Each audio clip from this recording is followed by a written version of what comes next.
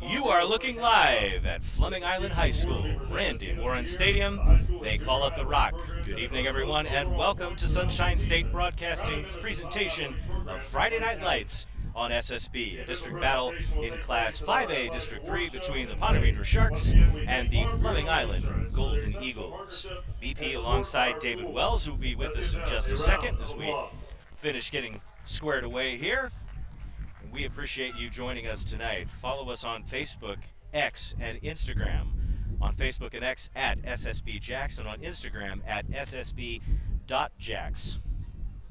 Let's take a look at the two teams tonight from Fleming Island High School. This is a pivotal district matchup, a 1-0 team on each side.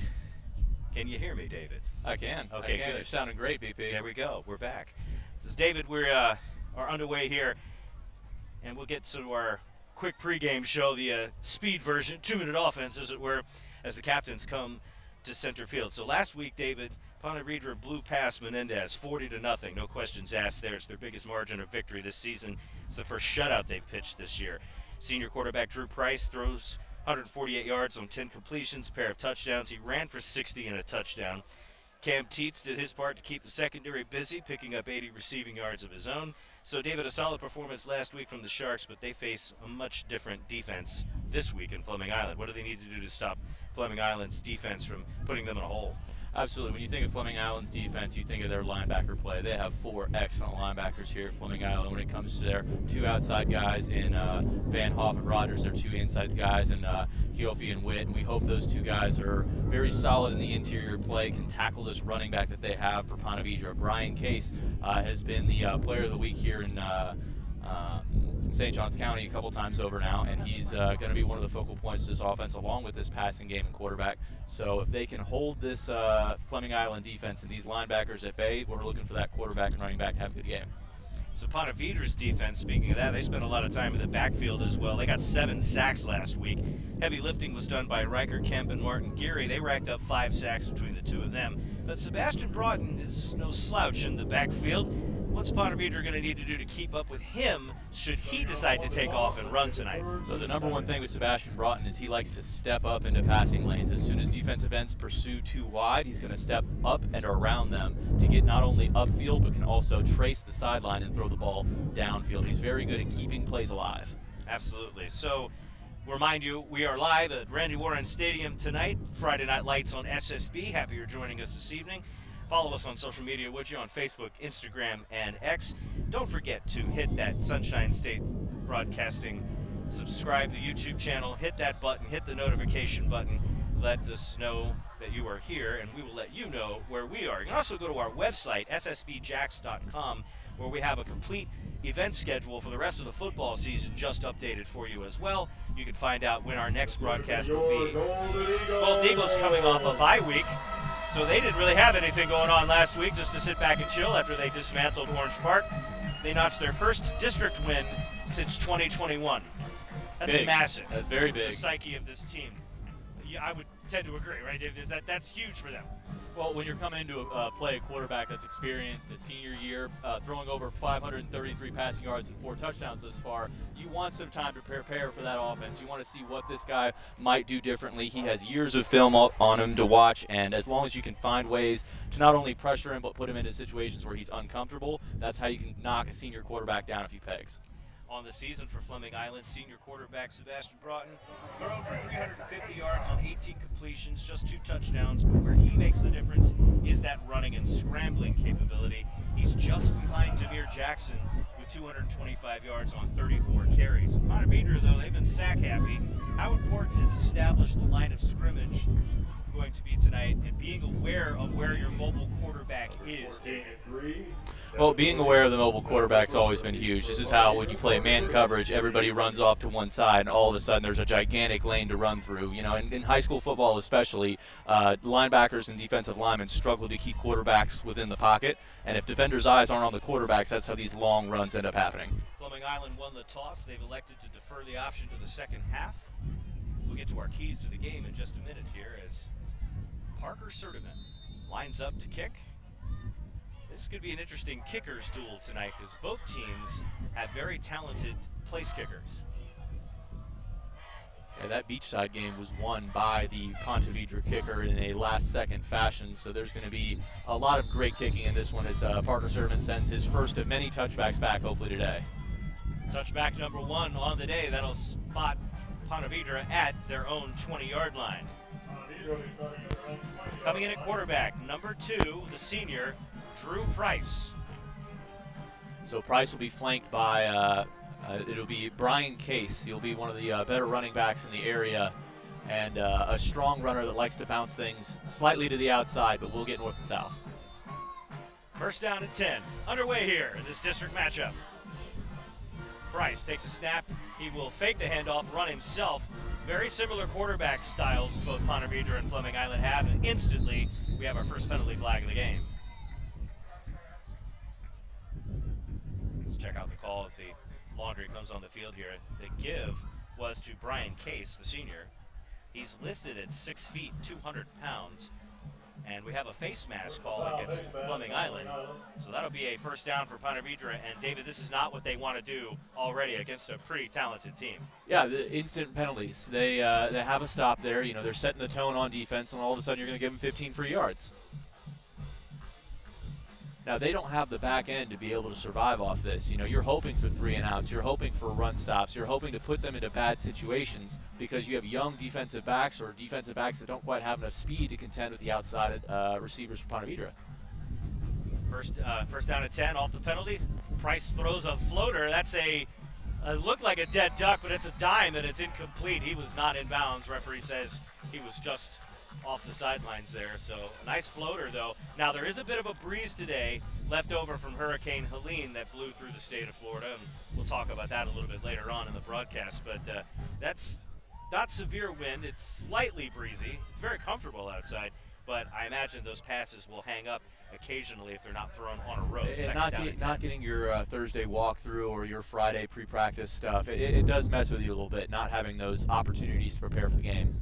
Price will give the Case over left tackle. He busts through a couple of yards, might have gotten 4 or 5 on the play.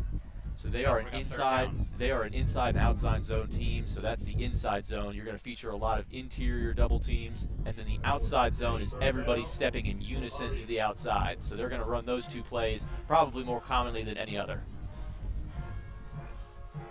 Third down now, and about 6. Ball rests at the 39-yard line. Actually, no, it's more the 44. Slide a man in motion. Quad formation, likely run. Get a snap. Price will try to run an option, and he does not get what he needs for the first down. The gang green does what they need to do and gets a stop. That brings up 4th down. Yeah, that was the most modern version of the student body right. All 4 offensive options, all to the right of the quarterback. That means there's 2 guys in the line of scrimmage on the same side, meaning one's ineligible. You're not going to run a pass play with an ineligible receiver. So whenever you see quads, think run. So 4th down, the punting unit comes on. So David, give you some keys to the game for Ponte Vedra tonight.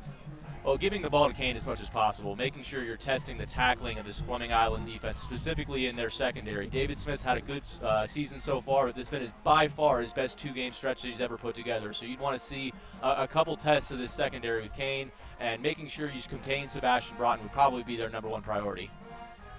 Get to some keys on my side in just a minute. That is Sebastian Cruz receiving the punt.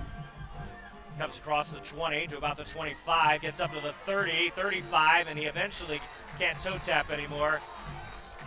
And that will be a first down. Golden Eagles, they get the stop on defense, and that's what they need to do all night. My keys to the game for Ponte Vedra, they need to get back in the backfield and be a menace tonight, David. They have got to get Sebastian Broughton thinking, because when he thinks, he maybe overthinks. He's got a lot of speed and a lot of ability to get out of the pocket, but if they can do that all night long, that will be tiresome for him. They also need to win on the line of scrimmage. They haven't done that just yet, first series, but if they can win the line of scrimmage on both offense and defense tonight, they will have control of this game, because Fleming Island has a tendency to have that breakdown on the front 7. First down and 10 for Sebastian Broughton, coming off the bye week.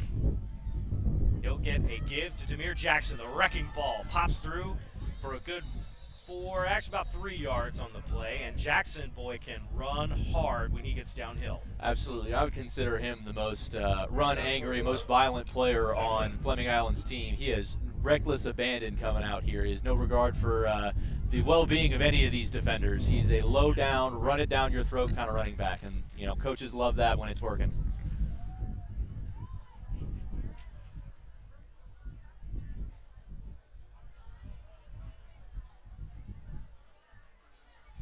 We apologize if the audio sounds a little echoey. We'll get to fixing that in a minute. Jackson up the middle, big run. First down across the 50 to about the 48-yard line. So that's the way you beat Ponte Vedra, is defending the middle here. They don't have the same size in the interior defensive line that Fleming Island's going to have, so this middle run game is going to be very important. Their linebackers 9 and 20. They're bigger, longer guys, but they're not strong enough to keep up with interior offensive linemen. So first down for Fleming Island. Broughton in shotgun, steps up into the pocket, and he gets wrapped up. That's a sack, and that's what I was talking about. Get in the backfield and be a menace. That'll be number 51, Riker Kemp there, one of the highlighted defensive ends in BP's version of the pregame show. You know, he's talked a little bit about how successful and how productive they are. Just from the eye test, these guys are long, athletic, and get off the ball. So there's 2 defensive ends for Ponte Vedra that'll really get after the quarterback.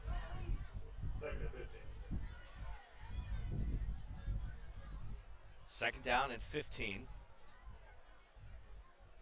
Ball back in negative territory for Fleming Island. Broughton give a snap to Jackson.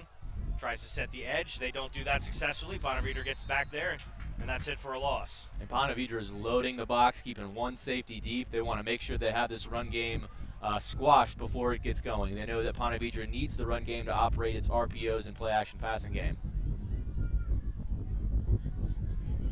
Third down and long now for Fleming Island. Yeah, if you're Fleming Island, you're hoping for a mental mistake here. You're either targeting Trace Burney down the field. Hopefully he gets into one-on-one coverage. In fact, there will be a linebacker lined up over Trace Burney here in the slot. Spread out the formation, 4 wide. They'll send Jackson out as a 5th receiver. Broughton takes it himself, spins, and they've got him right at the line of scrimmage. He might have gotten a yard on that play, and that's going to do it. And we've got some tussle in the back of the play here. That is Damiano DeSteno, the senior, in the backfield of the secondary. Getting a little feisty. He pinned that DB to the ground right in front of the official, but no flag, no call, just making sure there's a tone of physicality set early in this game. We like that until the yellow comes out. 4th down for Fleming Island.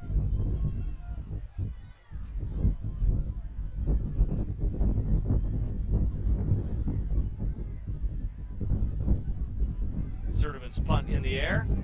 So take a good roll. Bounce, roll over the 20, all the way down inside the 10. They'll get that down right about the 7-yard line. 6:27 to go in the first quarter. Biggest play of the game right there so far. Nice punt. So an exchange of punts. Each team had the ball once. Not a lot of offense there. A couple of bright spots. And now it looks like we'll take the mandatory water break here with 6:27 to go. And we'll take a brief timeout. We'll stay here, but we'll be back with you in just a minute right here on Friday Night Lights on SSB.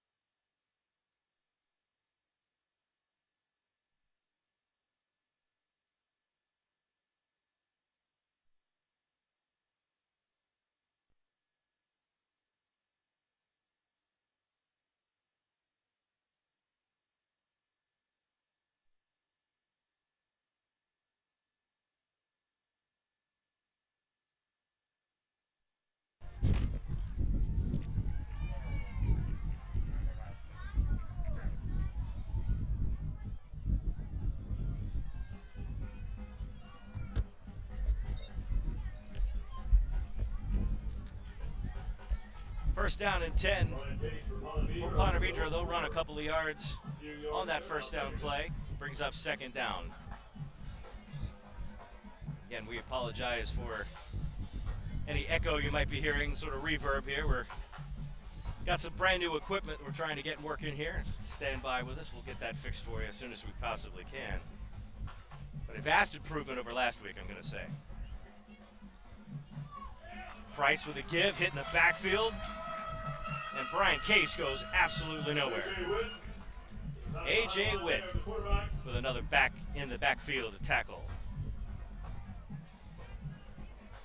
All right, we're looking at a few substitutions here for Ponte Vedra. They're going to bring in a couple receivers to try to match personnel here on this 3rd and long. We're hoping that they can throw the ball down the field here. Really tight safety look from Fleming. Drops back to pass, throws in the flat. That's incomplete. Nice pressure there by Nate Van That's going to Hoff. bring up 4th down again. Nate Van Hoff and Keofi over there in the backfield, making sure that twist game works out pretty well. Linebacker twists in with the defensive end. Both end up in the backfield. That's exactly the result you want for Fleming Island if you're their defensive coordinator.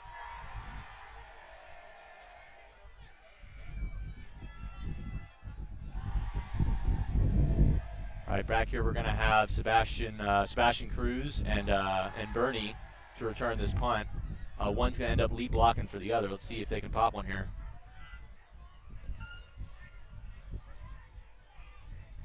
High snap on the punt. Great kick. That's going to sit Cruz backpedaling. He's got to be careful with that one lest he touch it, and it's going to get down about the 36-yard line of Fleming Island, and that's where they'll take over 1st and 10. Well, you're hoping on that when you've watched a little bit of tape on the punter or the kicker, and that your special teams coach has set you up on a decent yard line to return the kick at. That was a phenomenal boot. You know, that might have been the best of his career there. Even so, you need to know that that kicker has that ability to make that kind of punt. That could have been a 20 or 30-yard return there quite easily.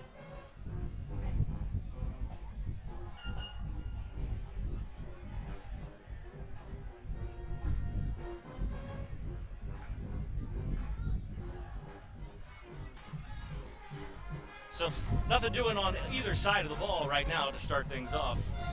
No score here with 5:04 left to go in the 1st quarter. Happy you're joining us.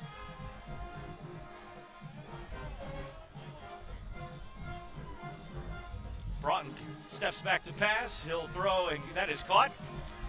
And there he goes, Trace Burney into the open field, gets a blocker, avoids the block in the back, across to the 30, to the 25. That's a step out. We'll call him out there about the 26-yard line, and the speedster has done his thing. Now, you can say this about Ponte Vedra's defense. They are a structurally sound defense. They play great schematically, and they're in the right position almost all the time. But if you get them in open space with athletes, they're likely to lose. In that situation there, Trace Burney found a lane and was just working hip angles the entire time. Got an extra 15, maybe 20 yards because they're not athletic enough to turn, flip, and tackle.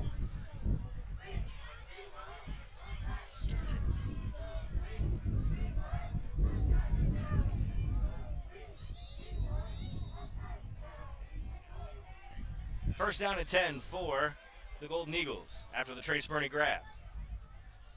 Broughton gives to Demir Jackson, finds a hole. Great blocking by the offensive line. Jackson muscles his way down to the 15-yard line. Best part about this drive is they're taking so much time off the clock, keeping the ball out of that Ponte Vedra offense's hands, making sure they take down most of the 1st quarter here.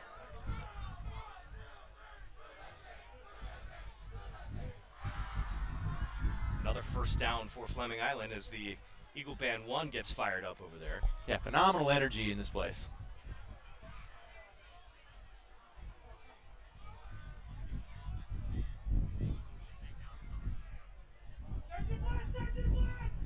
Broughton fakes to Jackson. Throws over the middle. That is caught. Yes, they're going to give a catch there. Boy, that was a tough grab. And give it to number 13, Oliver Pachata. Boy, he's got some sure hands. That was a great catch for sure there. There was a wide open option in the flat there. A very easy completion that likely would have gotten similar yardage there. But the contorting throw, the across the field shot, and a great catch there. So still moves to change. You know, still completion in the book.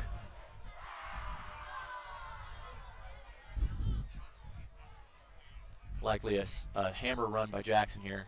First down and goal. Flips it out to Burney. Burney gets into traffic, makes a 6-step, stretches it out, and that's a Fleming Island touchdown.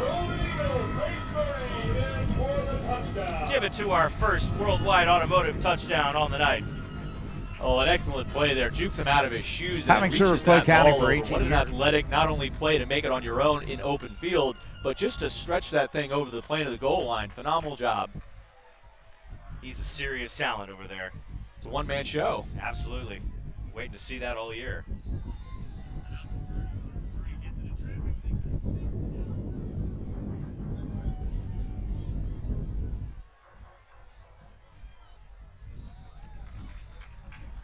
Extra point is good by Parker Silverman, and Golden Eagles lead Vedra 7-0 with 7-0 score. 3.5 minutes to go. And that kick is good. Take a quick timeout and be right back.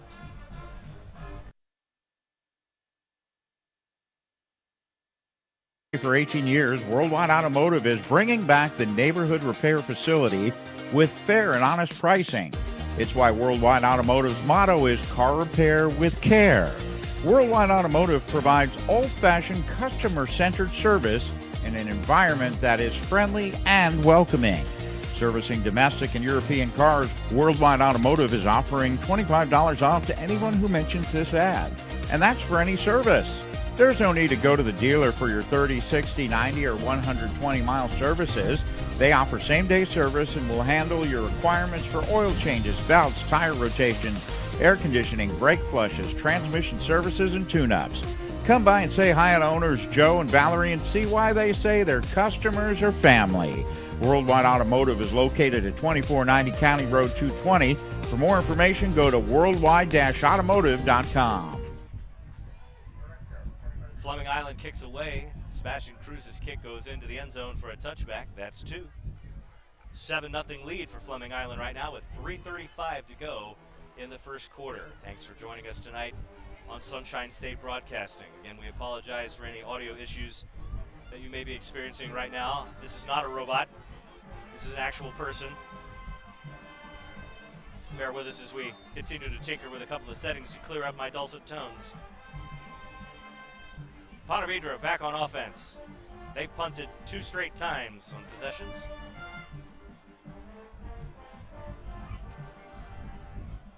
Good snap, drop back to pass. Throws over the middle, that is caught, but immediately tackled Sebastian Cruz with great pursuit. No, they're going to say he did not have possession, so incomplete. A great heads-up tackle by Sebastian Cruz to dislodge the ball. We're getting a little exotic here on the defensive line for Fleming Island. That was Nate Van Hoff covering the running back out there. You know, he said, hey, you have the outside leverage on him. If he runs out, go cover him. And all of a sudden, the number one option on that play taken away by never not working Nate Van Hoff. Also known as the Vanaconda, but that depends on who you're talking to. Second down and 10, Ponte Vedra. Snap back, give. Case over left tackle. Runs into a Fleming Island defender, and that's about 2 yards. Yeah, don't see the physicality. This is territory that I'm sure they're not used to being in after dominating Menendez last week. Yeah, don't see the physicality out of Ponte Vedra they were built into for this game. They're supposedly the bigger unit up front, and the deciding factor was going to be this running game, but this is going to have to rely on the shoulders of the quarterback. Drops back, runs into pressure, tries to set a screen, can't get a hold of it. Incomplete, and another 3 and out for the Golden Eagle defense. Yeah, I want to talk about an ideal start for the Fleming Island Golden Eagles. Other than that face mask penalty to start the game, I think that they've been doing phenomenal as far as matching the receivers in man-to-man and tackling this running back in open space. Turning for Fleming Island are Cruz and Bernie. All right. Sebastian Cruz and Trace Burney back deep. So they're going to set up an extra couple yards deeper now. I can tell they're about 5 to 6 yards deeper. And let's see if they can get this to Cruz in space or Burney is a lead blocker.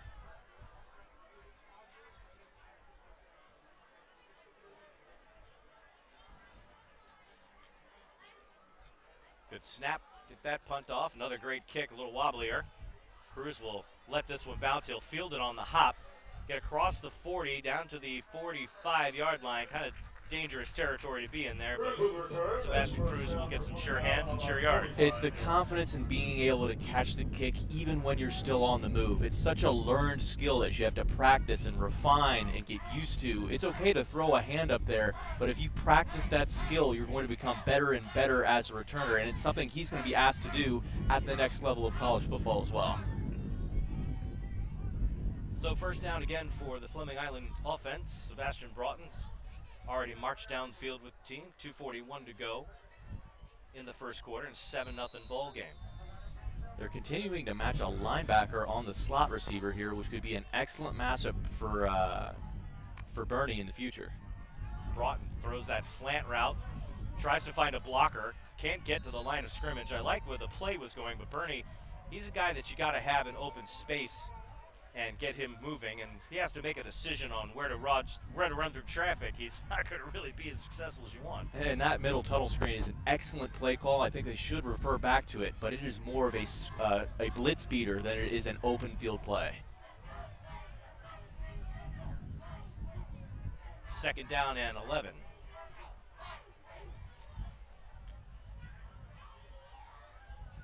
Broughton will wait, get a signal.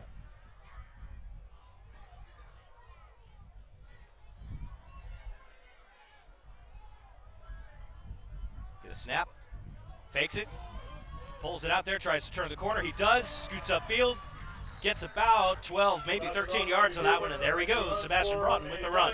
Yeah, you just know it when you see it. That extra level of burst that shows you that I'm a Division I caliber of athlete. It's that athleticism and foot quickness to make easier plays, make difficult plays look easier. You know, that's a 6-yard run that probably should have been caught in the backfield, but he's just that athletic and that slippery.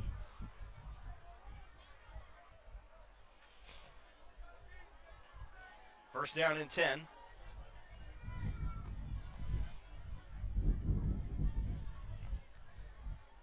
Broughton will get a play from the sidelines.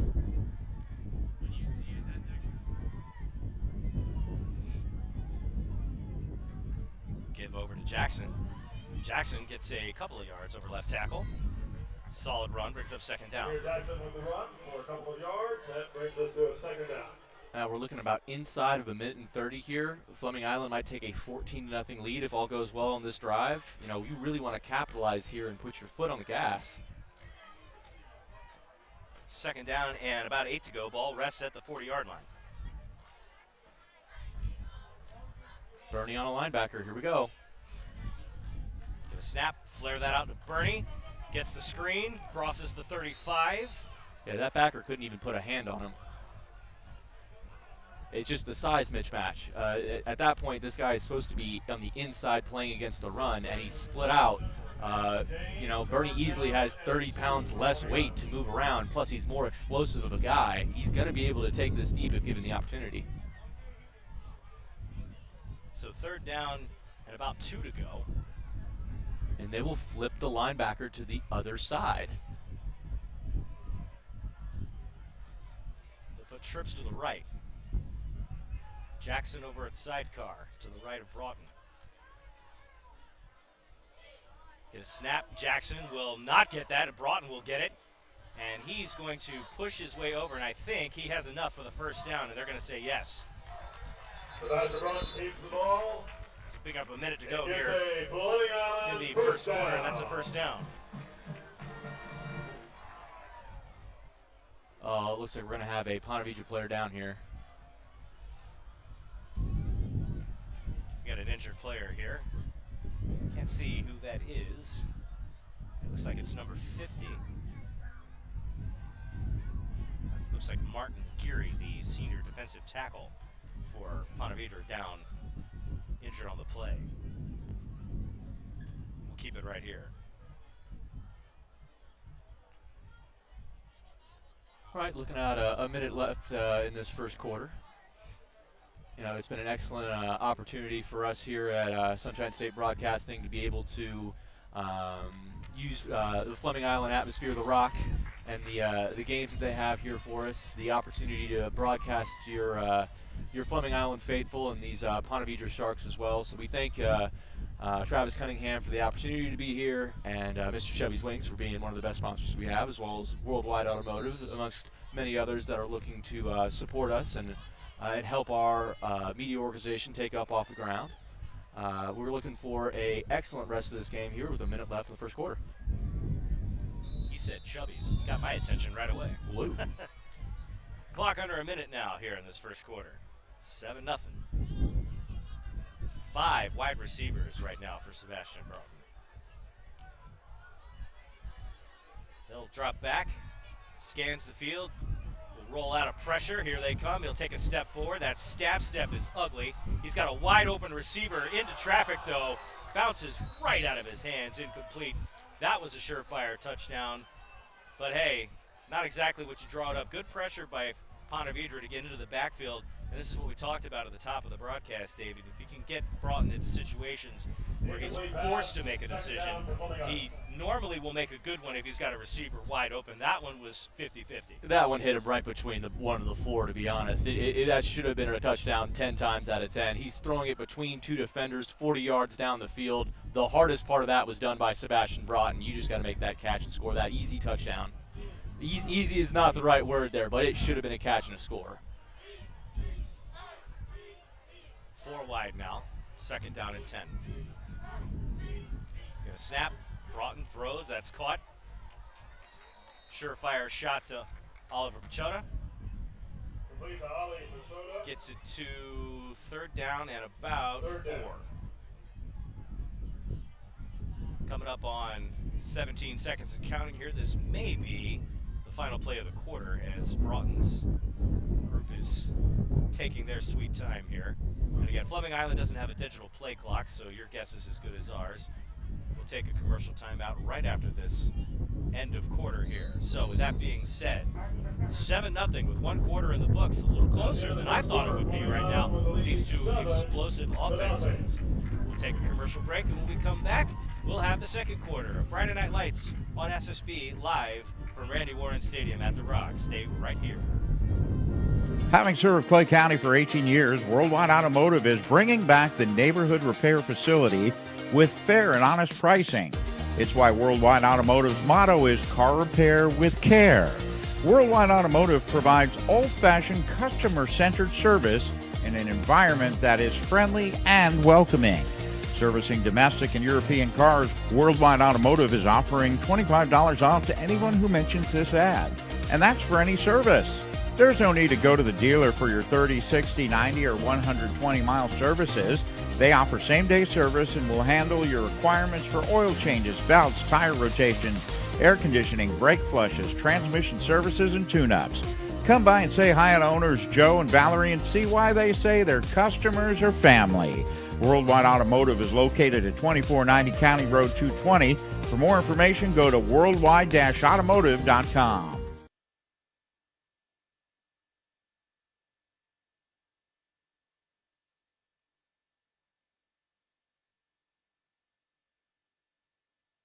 Welcome back to Friday Night Lights on SSB. BP alongside David Wells. Happy you're with us in a 7-0 ball game as the sun sets here. Breeze is rather delightful in this part of Florida tonight. Of course, we are thinking of our friends and families across the southeast right now being impacted by Hurricane Helene that hit here late last night. Broughton swings it out. It's kind of that sidearm toss to Bernie, who avoids the defender, gets upfield.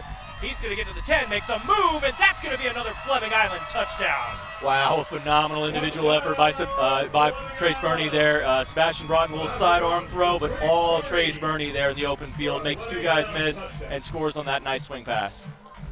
That's the 3rd or 4th time they tried to run that play, and this time the desired result was achieved. I can't even speak now. I was so stunned by that play. The desired result achieved. Well, looking at 13 going on 14-0, this is an excellent result so far for Fleming Island. One of the toughest tests in the division we thought going into the year was going to be Ponte Vedra. Of course, this one's far from over, but great result so far. Parker Sertiman takes the extra point through, and with 11:48 to go in the first half, Fleming Island 14, Fleming Island nothing. I can't speak. Did I just say that backwards, David? I can't talk. Well, of course tonight is going to be. Listen, it's been a challenging week this week because you're on hurricane duty at the house, not expecting anything major to happen to the house. But when you have aged parents, you want to make sure that they're okay. And the power did go out. The generator had to come on and flip, and a lot of sleepless nights for a lot of the folks I've been working with today. Yeah, this is not the easiest of ways to go about your casual Friday night. No, it's been a little weird. So anyway. Fleming Island 14, Ponte Vedra nothing here. 11:48 to go in the half. As soon as I unscrew the bolts in my head, we'll be good to go.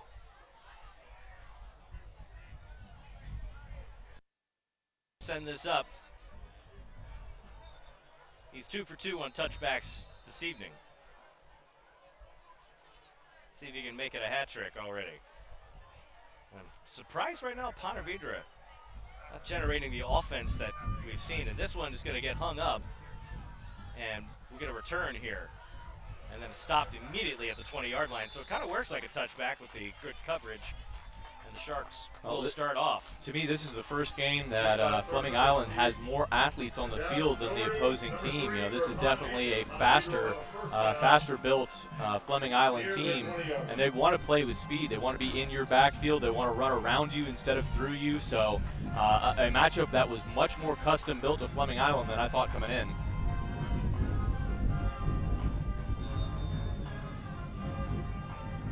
So far, Ponte Vedra has not done much to penetrate past the 50.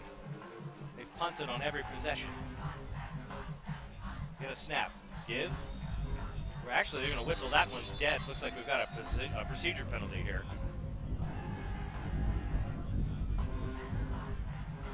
Of course, tonight is going to be Ben Johnson night, so the student section is decked out in their blue. One of the former athletes here at Fleming Island that they're commending his memory. A great athlete here, apparently a better young man, and they honor him here as one of their heroes in the athletic community here at Fleming Island. So false start backs him up 1st and 15.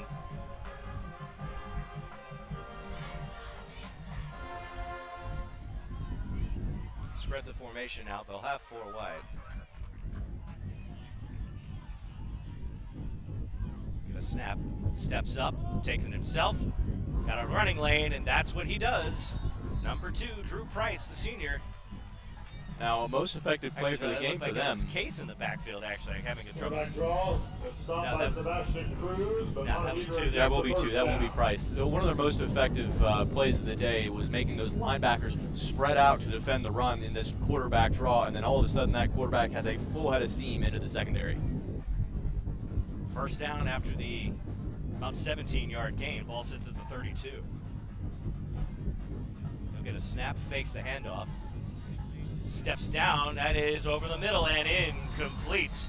And David Doherty was probably thinking about catching the ball first and then running, but just off the fingertips. Well, number 19, for that one. Number 19, David Fuentes, is playing safety right now for the Fleming Island Golden Eagles, and he got sucked up by that play-action pass fake, and all of a sudden he has to get back into his middle third, which he vacated to try to come up and run support. Almost a huge play there for Ponte Vedra.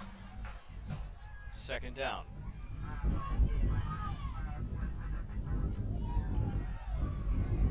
Get a snap, they'll give this time, and nope.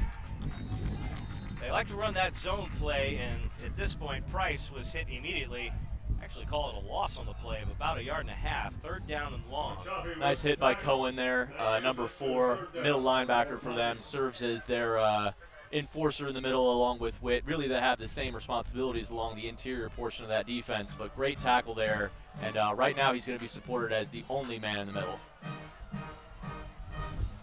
3rd down and 12. Ball sits at the 30.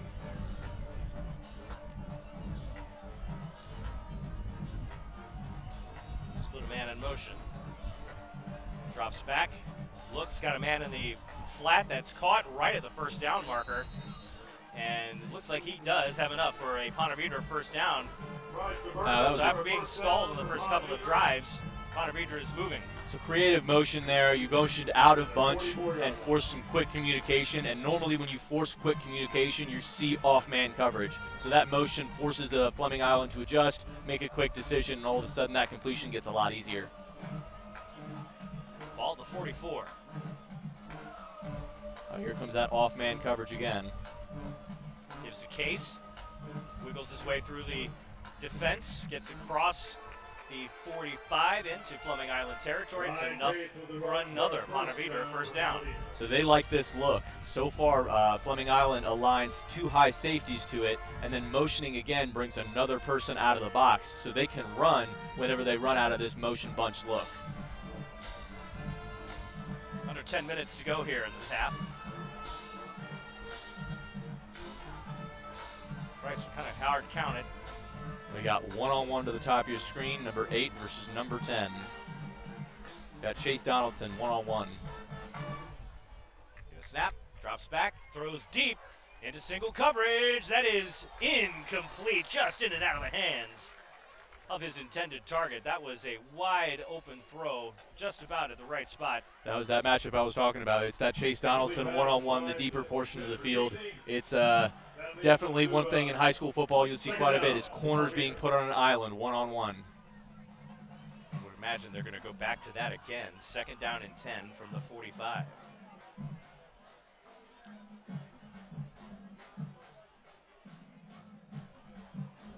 Fleming Island will roll with the same coverage yet again here.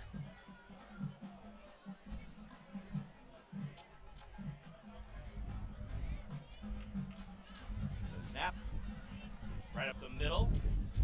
A couple of yards on that play, does Brian Case.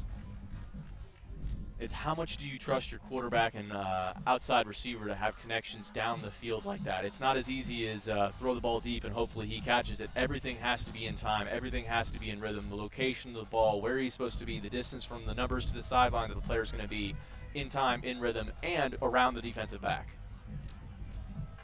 Third down now and 7 from the 42. Puts a foot in the ground, quarterback draw all the way, and he'll run again for another Ponte Vedra first down. So they've done a pretty good job of sealing off those middle runs, David, but when the quarterback draw comes into play, pass pro throws back, that Red Sea parts, and next thing you know, Case is running up the field. And those linebackers fly out of the box trying to get to their pass lane assignments, and all of a sudden the seas part just like you say, and the quarterback has that lane and momentum to run through that second level. So first down from the 35. Coming up on 8.5 minutes to go in a 14-0 game. Ponte Vedra has not found the end zone and has not found much past the 50. Another one up, and that's going to get floated in there, and that is caught. And there's the dime. You knew it was coming. You knew it was coming. You saw that one-on-one matchup at the screen. They tried it once. It didn't work. They think it's a 50-50 ball, so if it's a 50-50, might as well try it twice. You'll get one. Cam Titi with the catch. First and goal now for the Sharks. This is the deepest penetration they've had tonight against Fleming Island. It's their first red zone trip. Now, they might not have the athletic advantage, but they do have the height advantage for sure. These receivers are towering over these corners, so look for a possibility of goal line fades if these middle plunging runs don't work out. Coming up on 8 minutes here.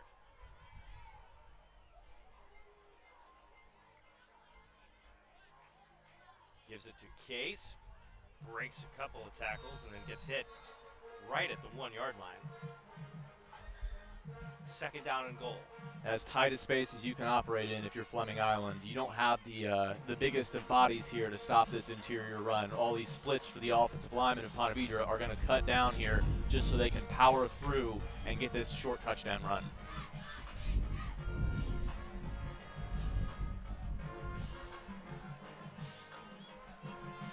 From the 1. Quick give, bounces out. Pushes his way into the end zone. That's a Ponte Vedra touchdown. Used a little bit of motion there to get some momentum going for the fullback. He kicks out the defensive end, and the entire offensive line crashes down. A nice interior run there by Ponte Vedra and a quick score. Brian Case with the 1 yard touchdown muscles his way in there. And the Sharks are on the board. It's 7:21 to go here in the half, which has been mostly dominated by Fleming Island right now. Defense has been the story. This is their first breakthrough of that defense. First time they've been able to sustain a drive.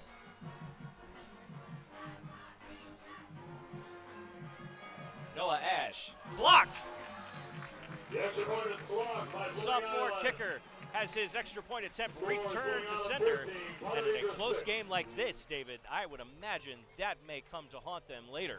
We have been hoping for a Jarius Rogers special teams play for a while. The stud defensive end outside linebacker for Fleming Island also plays on 4 core special teams units as a kickoff return blocker, as a kickoff return specialist, as a punt specialist, as a gunner, and as a punt block guy. And in this time, he's in a field goal block team rushing up the middle. So the number of special teams plays that he's involved in, eventually something big like this was going to happen. Great to see it in a big district game like this.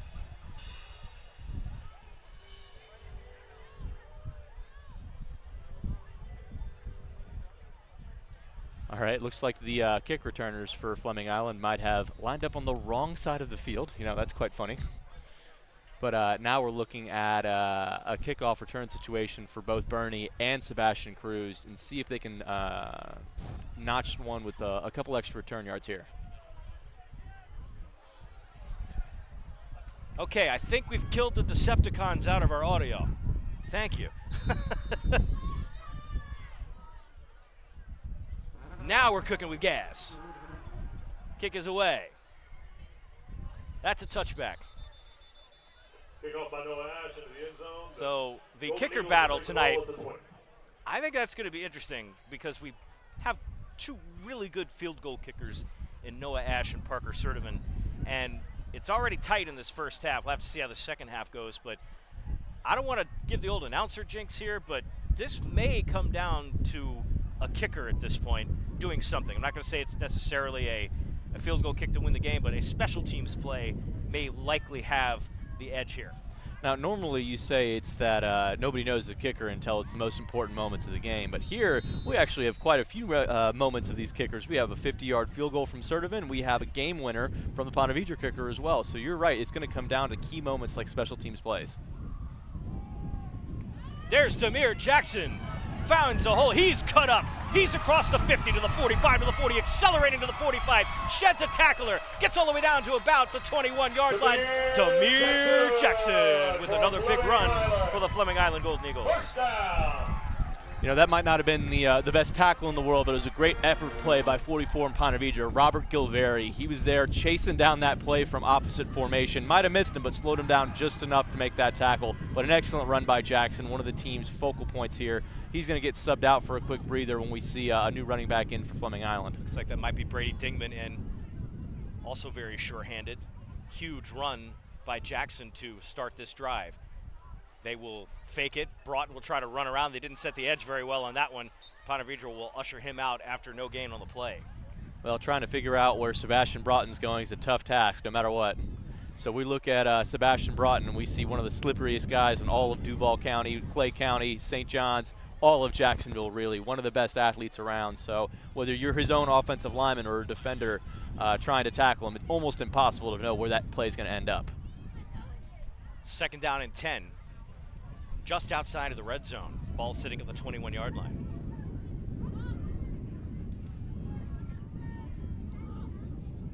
We'll get a snap. Broughton scans, finds a run lane. He runs right into a Ponte Vedra defender. He was trying to slip past him, and wisely turning around was number 48, Robbie Greco, the senior defensive end, made a bold move there and wrapped up the worm before he could go downfield. All right, we're going to look at here for a long 3rd down situation. You go from having such a promising drive to being backed up into these key moments here. You got to stay in field goal range and yet have an opportunity to try for this 1st down. 3rd down and long here. 3rd down and 15, actually, from the 26. Lollipop snap. Broughton dropping back. They want to throw a screen. It's not happening. Broughton's got to run upfield, take his blockers with him. Squirts through. He's coming across the field. He needs one more block. He's not going to get a 1st down, but boy, did he make something out of nothing on that play. And if I'm Fleming Island here, I am definitely trying to go for this. This is a very key situation. You're going to want to see as many opportunities in the red zone as possible. 4th and 4 is a very doable thing for Sebastian Broughton. You just want to make sure that you give him just enough time to operate. But they look like they're going to kick the field goal here. So Parker Sertivan comes on, and as I just mentioned it, you know, this is the point where field goal kickers are coming out. Not this is going to make a big difference yet, but hey, you got to have points on this drive. I disagree with this call. I'd go over this with Sebastian Broughton. You have the best quarterback in the area. You can convert a 4th and 4. And we have a stoppage of play here, and we're going to get an offsides call. Is that what I'm getting the initial signal? Did Ponte Vedra just gift Fleming Island a first down? And they sure did. So I don't know if that was just a lack of discipline on that one, because they set up for a routine field goal, and now it's first down, Fleming Island. To be honest, they bailed out most likely not the greatest call in the world from that coach, and now we're looking at an awesome opportunity for a 1st and goal. It is a tougher location here right at the 9-yard line, but you know, you have an opportunity to play more backyard ball. Comes at 5:13 to go in the first half. And now we're going to take the officials' timeout. This may be the mandatory water break. We are at about that point. So that's where we will go from this point. My goodness gracious, we got it. The sound is good, the video's up, the boys are here. It's Friday Night Lights on SSB. Garrette Bindford on the camera tonight. Aaron, we miss you tonight, our other teammate, unable to be with us this evening. Courtney Wallace running the production board here. Well, if we just look at the overall summary of this game so far, we're looking at punt from Ponte Vedra, and now they score in the first quarter, or the end of the beginning of the second quarter, and now Fleming Island has an opportunity to not only come back in the second quarter, they have an opportunity to score and make big plays and opportunities for themselves in the remainder of the game. And Pastor David Tarkington talking about the wings. That got everybody's attention, didn't it? Oh, absolutely. Nothing gets me going like a nice pair of chicken wings. Yes, sir. So with the changes in the schedule, because Hurricane Helene threw everything out of whack, nobody in Duval County has a game tonight, because by Duval County rules, if school is not in session, they cannot participate in an athletic contest. So all of the Duval public school games were off today. Clay County is where it's at tonight. So all the Clay games that were scheduled in Clay are live. And that includes this one. So we're happy we got this game in tonight, because it is a pivotal district matchup between Fleming Island and Ponte Vedra, both 1-0 in 5A District 3. Jameer Jackson bowls into the end zone, and that is another Worldwide Automotive touchdown. Jameer Jackson began the drive and finished the drive. Jameer Jackson started it out. Jameer Jackson finishes it off. It's the well-rounded approach from Fleming Island, whether it's throwing it at Trace Burney and making him make plays in open space, having Sebastian Broughton dance and do his version of backyard football, or just being the more physical football team with Jackson setting the tone up front. Fleming Island has having everything their way offensively. Parker Sertivan on for an extra point.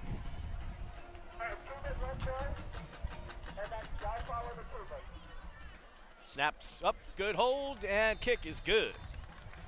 So with 4:48 to go in the first half, Fleming Island 21, Ponte Vedra 6. And now we're starting to see the momentum change address slightly, David. Absolutely. It was a little bit of the Mo contest in the beginning of the game, as we said that Ponte Vedra had such a rough start to the beginning here, but now Fleming Island has turned on the gas all the way. A little bit of a stutter there, allowing the defensive touchdown, but now they're going full blast as far as offense goes, and if they can run the ball, throw the ball to the perimeter, and let Sebastian Broughton cook, they're probably going to win this game. Absolutely. Got to pour it on, though, because Ponte Vedra is talented. They have the horses to keep up. But it's unusual to see them in a situation down like this. Now, they played Beachside very close to the vest. Beachside, also another very good team who dismantled Menendez. So two St. Johns County teams on the rise here. Just when you thought that Fleming Island was getting away from some of the potent St. Johns County teams in their district, they have two of them there, but right now they're in charge. Ponte Vedra comes into the contest 3-1, 1-0 in the district. Fleming Island an even 2-2, 1-0 in the district. Cruz sends this up. That one might sail right into the 1-yard line. No touchback this time. Return is on. Well blocked initially. Now we've got a penalty flag on the field, and it looks like we might have something on Fleming Island here. We'll check the call.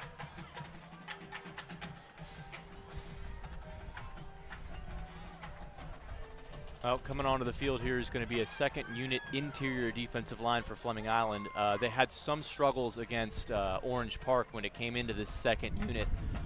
They're trying to put it in here for the end of the second quarter, get some rest into the starters and make sure they have plenty of time to go into half, or in case this thing gets down to the other side of the field, to stay fresh for the rest of the game. Takes the ball first down.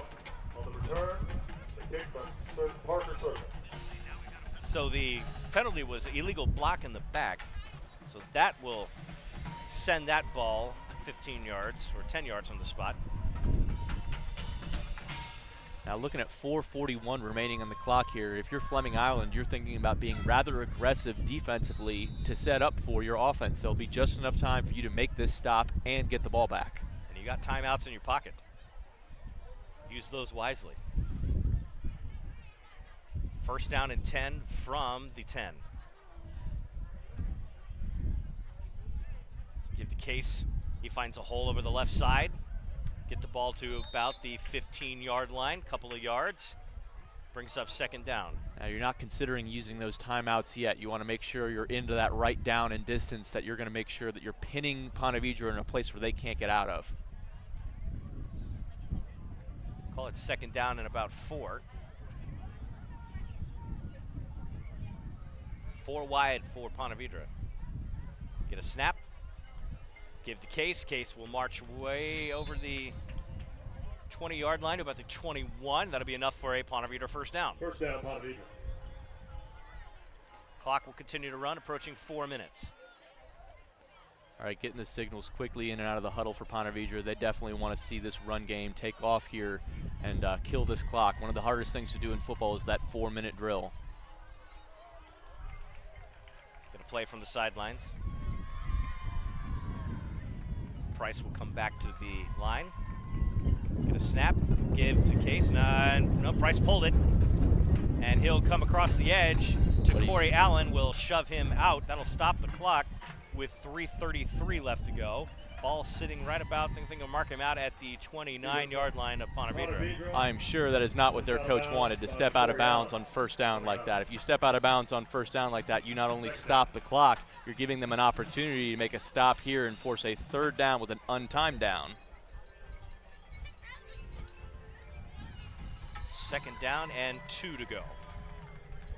Or what I really mean there is a down where the clock will run. Yeah, you want to put pressure on Ponte Vedra here. You don't want to give him too much time to march down the field, but save a little for yourself.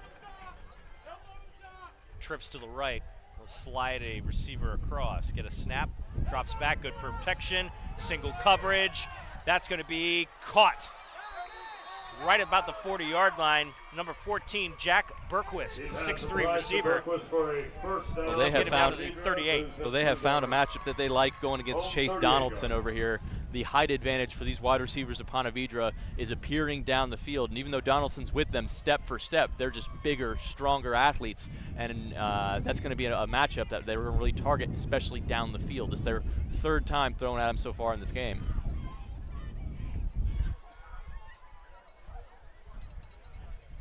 First and 10 from the 38. Slide Case over to the right. Get a snap. You give to Case in the backfield. And you get knocked down right at the 45-yard line. Great defensive pressure to Corey Allen in the backfield and A.J. Witt in the backfield. Yeah, to Corey Allen, a smaller guy, but definitely willing to make tackles. He's in the backfield making plays.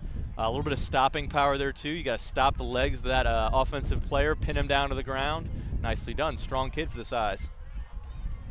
Second down and 15 now. Backing up to the 44-yard line. Right, now is the time to get more aggressive with your timeouts. We'll see how this play goes, and Fleming Island's likely to burn them. And single coverage off. They're going to back off. Looks like they're going to drop. And they're going to throw it out there. That's caught, tipped, and that was nearly intercepted. But again, another play where that clock is going to stop, and Ponte Vedra is going to be forced into this very long third and long.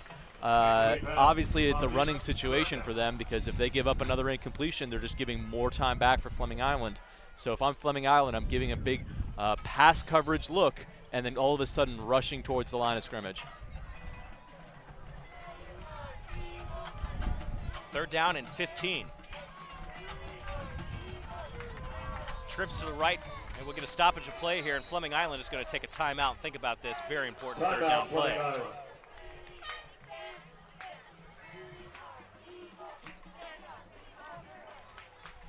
take this time to remind you, you can follow us on social media. Find us on Facebook and X at SSBJax, and on Instagram at ssb.jax. Also find us on Threads by the same handle. We would appreciate you following us. Also, if you're on the YouTube channel tonight, hit that subscribe button, hit the notification bell to be reminded of our next live broadcast. You can also go to our website, ssbjax.com, to take a look at our remaining football broadcast schedule as we get ready to close out the season in a couple of weeks. Hopefully we'll be looking at one or two playoff teams from this area. We'll make a decision if we're going to dabble into postseason coverage or we're going to convert to basketball. We'll find that out a little bit later on. We typically stay away from the postseason because of the travel involved, but So right now we're looking on the sideline for Fleming Island. It's Jarius Rogers is not in the game right now for Fleming. We're hoping that he gets back in there soon. Is being attended to by a couple of trainers, making sure that he's in good shape. But it's a big situation here on a 3rd and long. 3rd and 15 from the 44. 2:17 to go in the half. Price steps back. Pocket collapses. He rolls out of the pocket, looking for a man to throw to. Tries to go upfield. That's caught. He will be short of the first down. Davin Doherty will not get there. Get about a yard short. Clock is running right now with 2 minutes to go. Yep. Ponte Vedra's going to go for it. Regardless of outcome, Fleming Island should be burning a timeout here. There's no reason for them not to be. Still no timeout called. They're letting the clock run. Well, if they convert this first down, the field's so short that the time's not going to matter. If they don't get this first down, then you're burning the clock you could potentially be having for your offense. Big 4th down play here. Price gives the case, gets a first down, gets over the 20-yard line, maybe about the 19, and then the clock will stop temporarily as they reset the chains at 1:21 to go. And on come to the field comes Jarius Rogers back into the game here as their signature pass rusher. You know, sometimes those lower body injuries can be a bit nagging, but, you know, if you can tough it out in the game, you know, you can always heal during the week. 1st down and 10. Ball at the 19.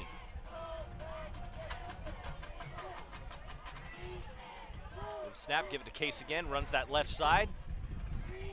Gets about 5 yards. And we'll get a timeout immediately by Ponte Vedra, it looks like. That comes at 56 seconds to go in the half. Yeah, that 4th down play was key for Fleming Island. They needed to have their best personnel on the field, their best defensive play, know what's going on, and not only that, stop the clock. The fact that they didn't do that really hindered them here in this drive, and now it's setting up Ponte Vedra in a golden red zone opportunity. Ball will sit at the 16-yard line now.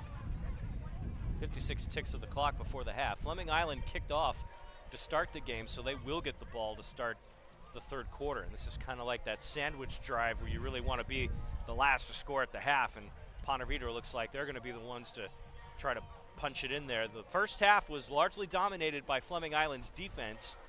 Ponte Vedra punted on their first couple of drives and then finally broke in the 2nd quarter with a score. Extra point was blocked, and that's where we sit right now. Fleming Island has not scored on all of their drives, but they have scored on succeeding drives. First one they did punt.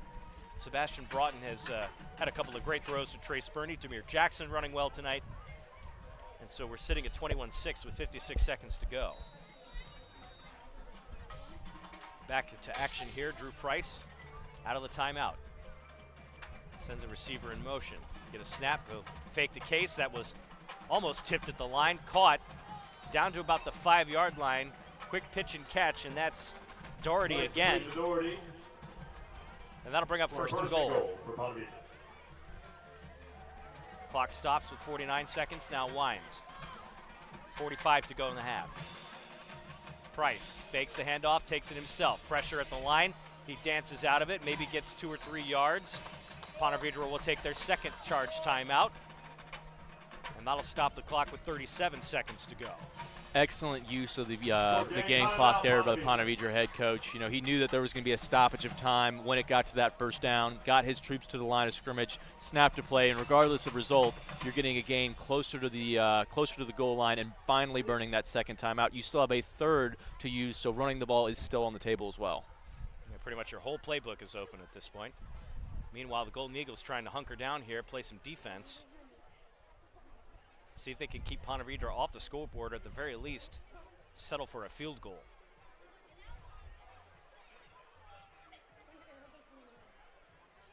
Again, tonight it's a special night here at Fleming Island High School in celebration of the life and times of Ben Johnson. It's an annual tradition here. The Blue Out student section, family and friends, all decked out in blue this evening. It's always a celebration of the life and times of a brother, a friend, a teammate.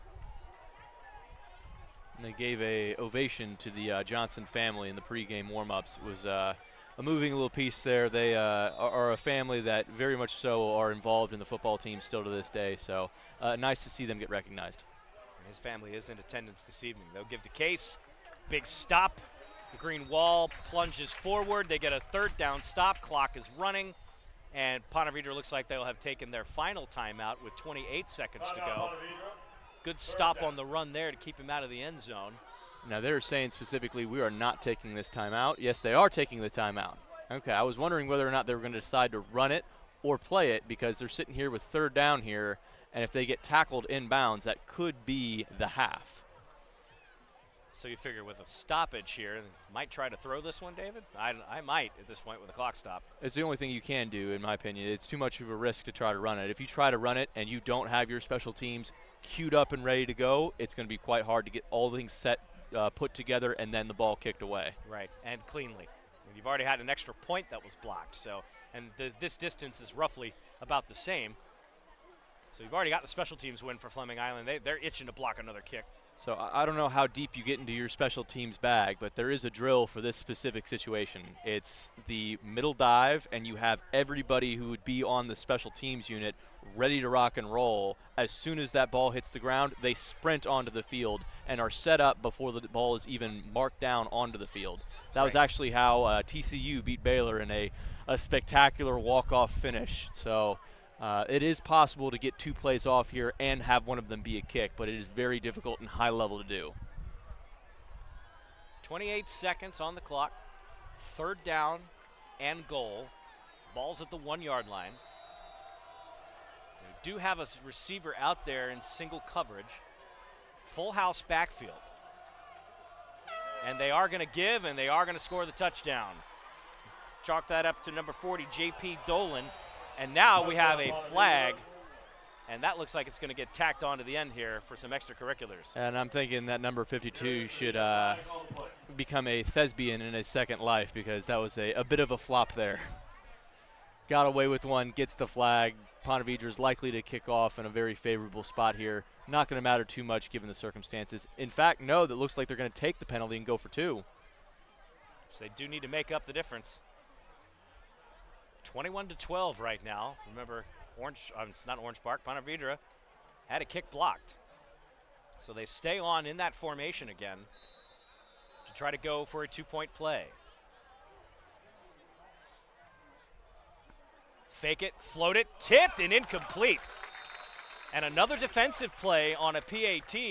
That's 3 points off the board on special teams for the Golden Eagles. So Cohen might have been the one to instigate that personal foul penalty, but he makes up for it here on the 2-point play by putting his hand in the passing lane and making sure everything's knocked down. So, you know, he might have made a mental error in the frustration of the after touchdown, but he makes up for it here in the 2-point conversion. That keeps this game at a 12-21 score. 25 seconds left to go here. Anything can happen. Fleming Island does have their timeouts. Yeah, see if you can give the ball to Trace Burney twice in space. Might be what you need to maybe get in solid field goal range.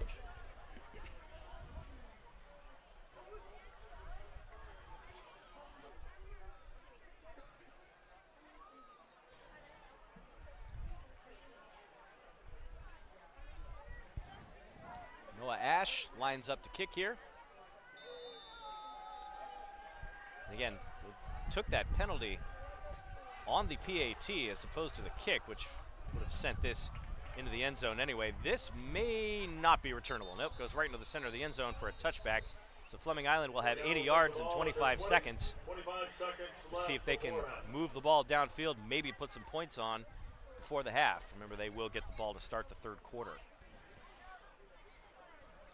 Coming up next week on Friday Night Lights on SSB, we'll be back here at the Rock, Randy Warren Stadium, with a familiar foe in town, a non-district battle next week between Creekside and Fleming Island. It's always a pretty potent matchup as the Knights have a very good offense, tight defense. They've played pretty well themselves and have kind of been the bane of Fleming Island's existence as a district foe.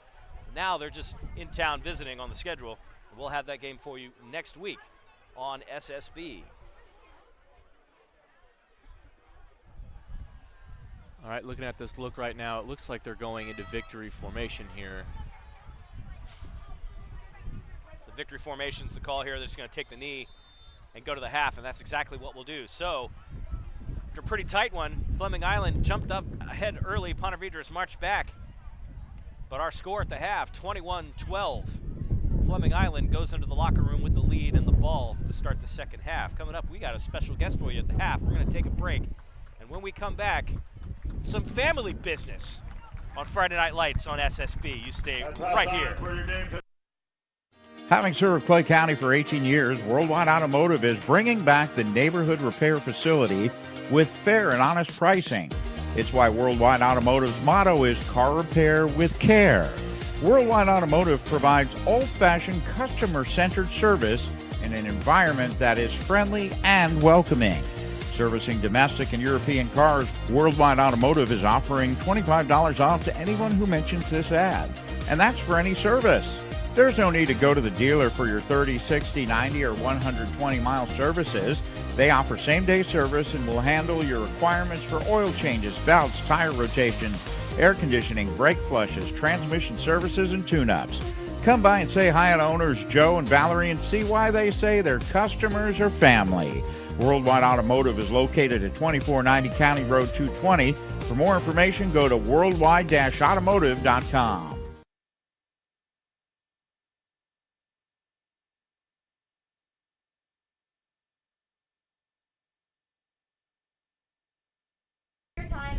Welcome back to halftime here at Fleming Island, Randy Warren Stadium. Friday Night Lights on SSB, 21-12 our score. And we have a very, very special guest with us on the broadcast tonight. It's a family matter this evening. I have Miss Lavinia Broughton with us here. This is Sebastian's granny. And I'm so excited that you're here. Now, we were watching you earlier, just kind of get ready, kind of in your world with your AirPods in right now. So do you have a pregame ritual too? I know quarterbacks are notoriously superstitious, but is there something that you do before a game, before you watch Sebastian play, that if you don't do it, you feel like, I don't know, the game's not going to go so well? Yes, there is a ritual. I get here very early. I come in, I sit, I watch what's going on the field. I watch the other team warm up. I watch Sebastian and his team warm up. So that I just watch and see what they're doing on the field. I get a feel on what's going to happen and go on it with the game.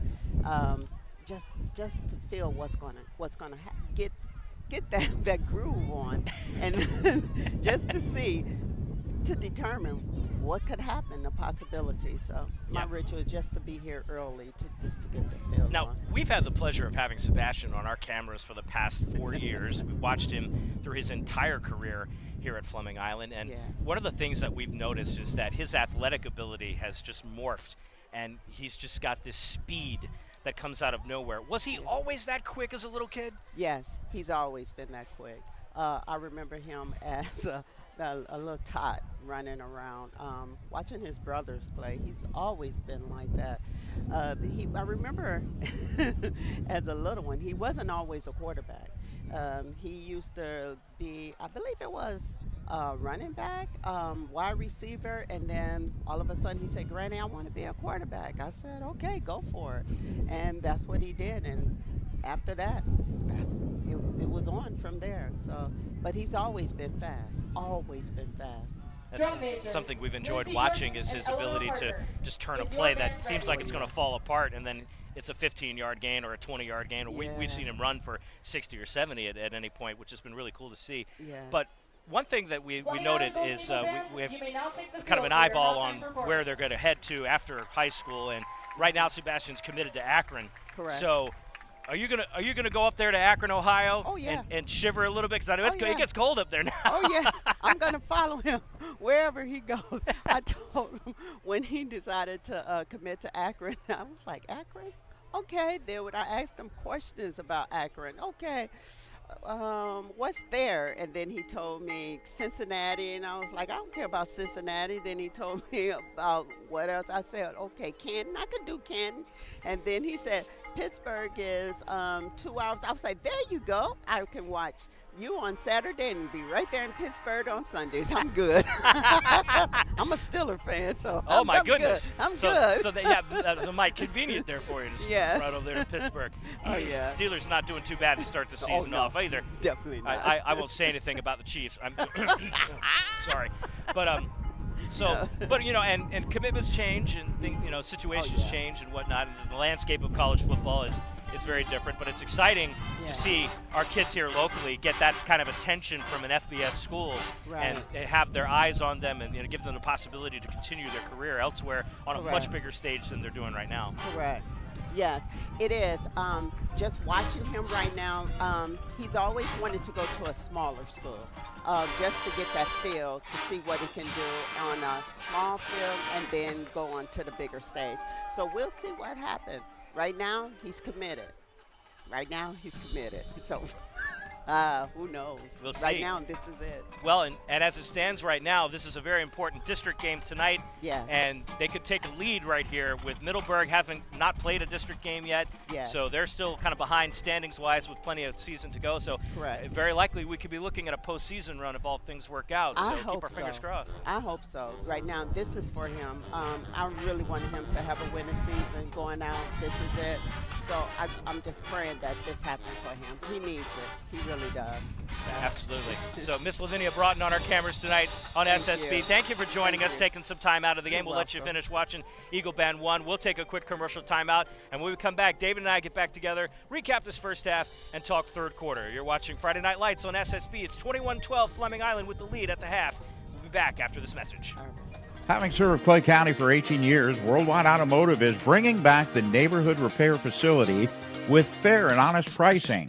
It's why Worldwide Automotive's motto is car repair with care.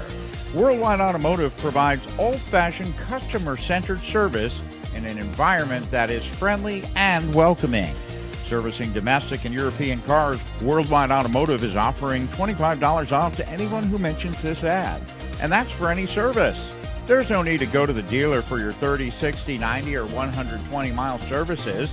They offer same-day service and will handle your requirements for oil changes, belts, tire rotations, air conditioning, brake flushes, transmission services, and tune-ups.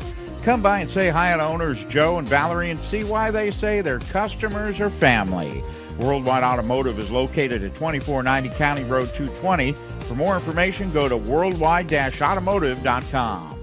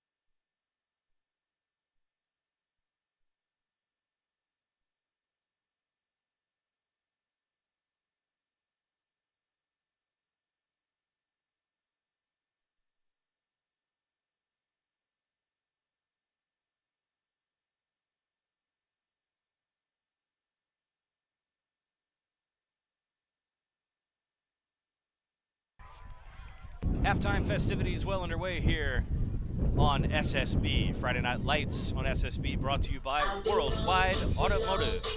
Fleming Island dance team out there right now. David, pretty good half, I would say. I would say so too. BP, I think this is an excellent job from Fleming Island offensively to take care of business there. But end of half responsibilities, especially on the defensive side of the ball there for Fleming Island, you want to see them execute in key moments, whether it's third and short, whether it's end of half situations where you need to conserve clock, or whether it's putting in your best players for key situations. There's plenty of Fleming Island Golden Eagles that play both sides of the ball. You need to make sure you're picking the most opportune times, especially with the bigger players, to put them in times where you can make sure your short yard situations are taken care of. Remind everybody to catch us on social media, Facebook and X at SSBJax, and on Instagram and Threads at ssb.jax. Don't forget the website, ssbjax.com, where you can get a complete listing of our remaining football schedule. And as we look ahead to basketball season, that schedule will be updated there as well. Happy you're with us tonight on this wonderful Friday nights. We want to offer our thoughts, prayers, and concern to our brethren in the Southeast, some as far as Tennessee right now, dealing with the effects of Hurricane Helene that hit landfall last night right about the Big Bend area near Cedar Key. And I've been able to see some of the pictures of the devastation that took place down there, and it is heartbreaking. So we want to give our warm thoughts and wishes, and hopefully you have the opportunity to do something. I know thoughts and prayers are such a common thing that we offer here, but if you have the opportunity to do something right now with your time, either volunteering in some cleanup efforts or providing food, comfort, shelter, or you want to donate to a reputable organization, please do that and help out your fellow man right now, because there are people in that area who are hurting. And the impacts of that storm are being felt elsewhere in the Southeast. Luckily, Atlanta dodged a tremendous bullet right now, but there are other parts of South Georgia right now that didn't make out so well. Flooding in parts of the Carolinas were also told as well too. So if you have a chance to provide some comfort or aid in any way, please do so right now, because it is going to be desperately needed, especially around about the Cedar Key area, because that recovery will not take months, it will take years, very likely. So we want to put our thoughts out there. In the meantime, we're here in the Northeast Florida area, and still have some breeze to deal with right now, but I will say it is feeling a little bit more like fall, David.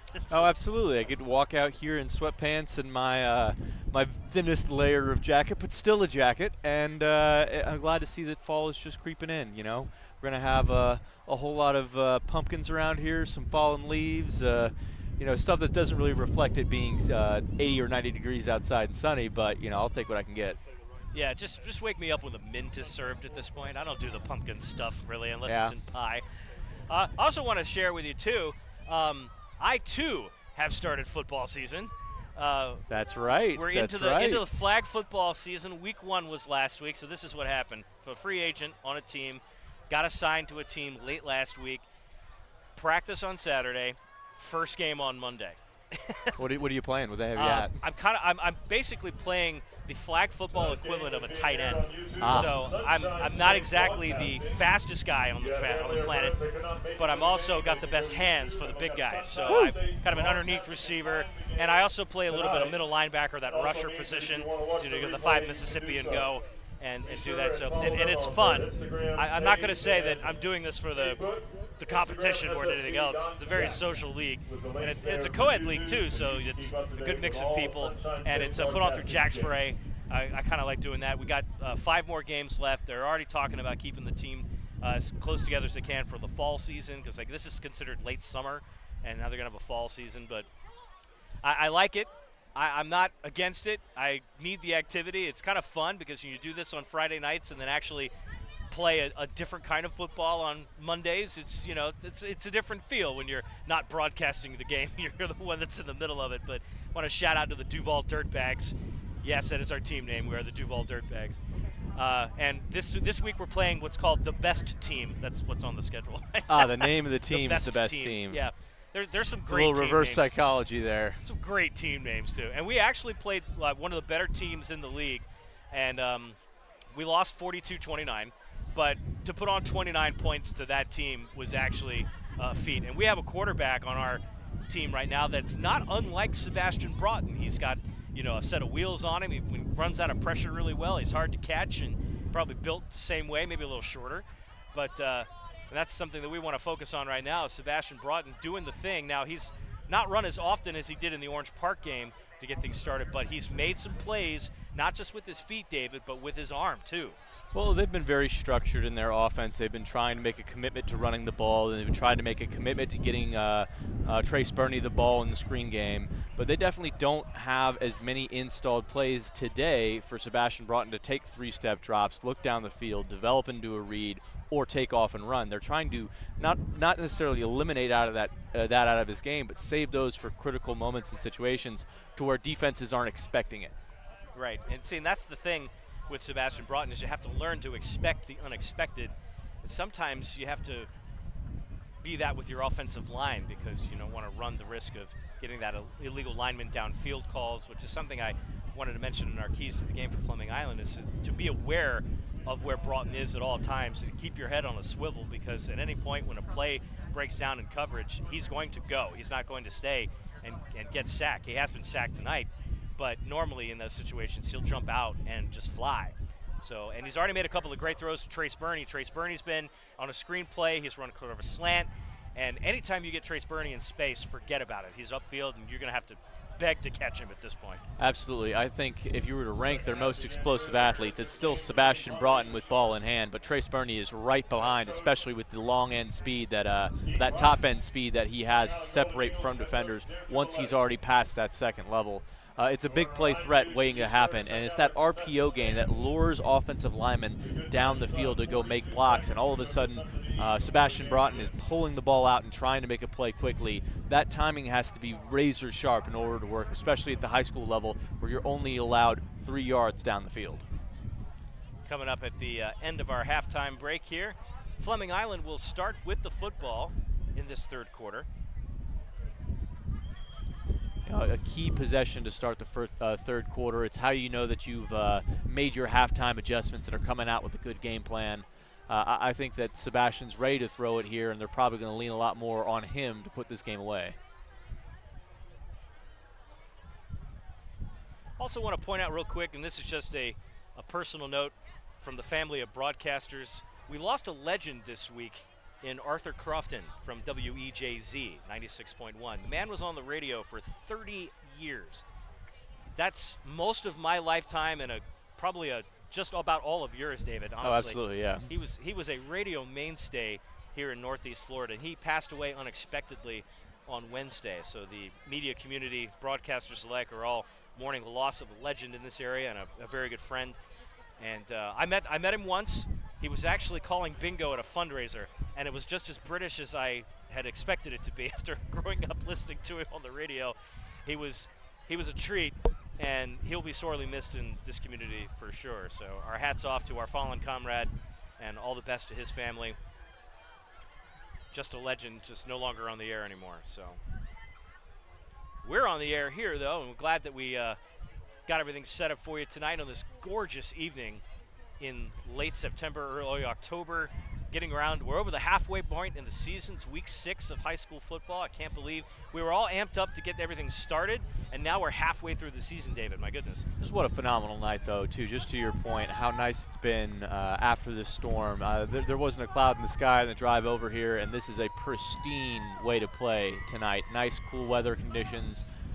Field is held up incredibly well, and we're off to this great second half of football, Ponte Vedra and Fleming Island. Great breeze in the air. It's not really impacted the passing game all that much.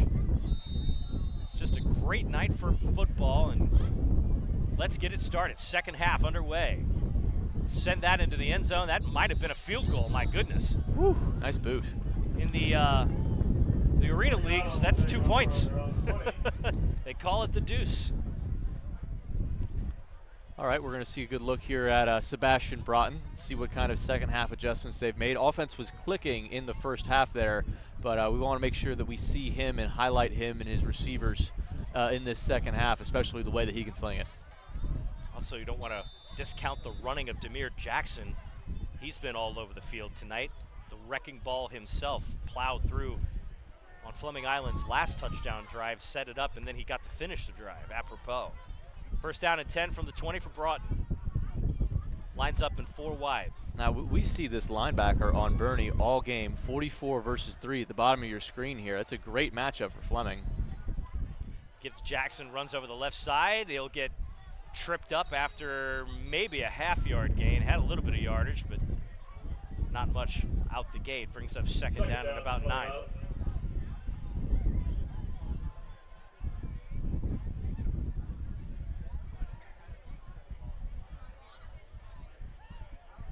Golden Eagles will sit in that sort of sugar huddle and get right back out on the field. They don't huddle very often. Stay in 4 wide. Sharks press coverage. Fake the blitz. Broughton throws, caught, incomplete. Nope. Bachata had a touch on it. And of course, you know the rule, kids. If you touch it, you got to catch it. Nice play there by Cooper Sobiek, the 36, the defensive back for Ponte Vedra. I think that was an excellent play. Working through the hands of the receiver in trail technique, hanging behind him and then reaching through when the ball comes. Third down and 10.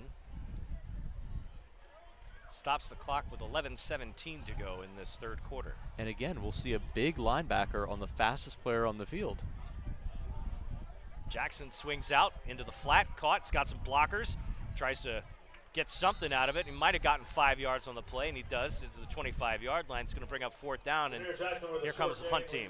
Well, asking Trace Burney to block that big linebacker might not have been exactly what I meant by attack that matchup.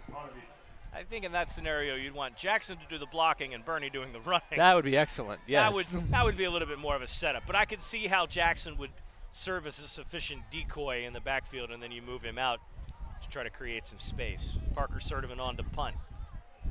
Hasn't done much of that tonight. And we'll get a stoppage.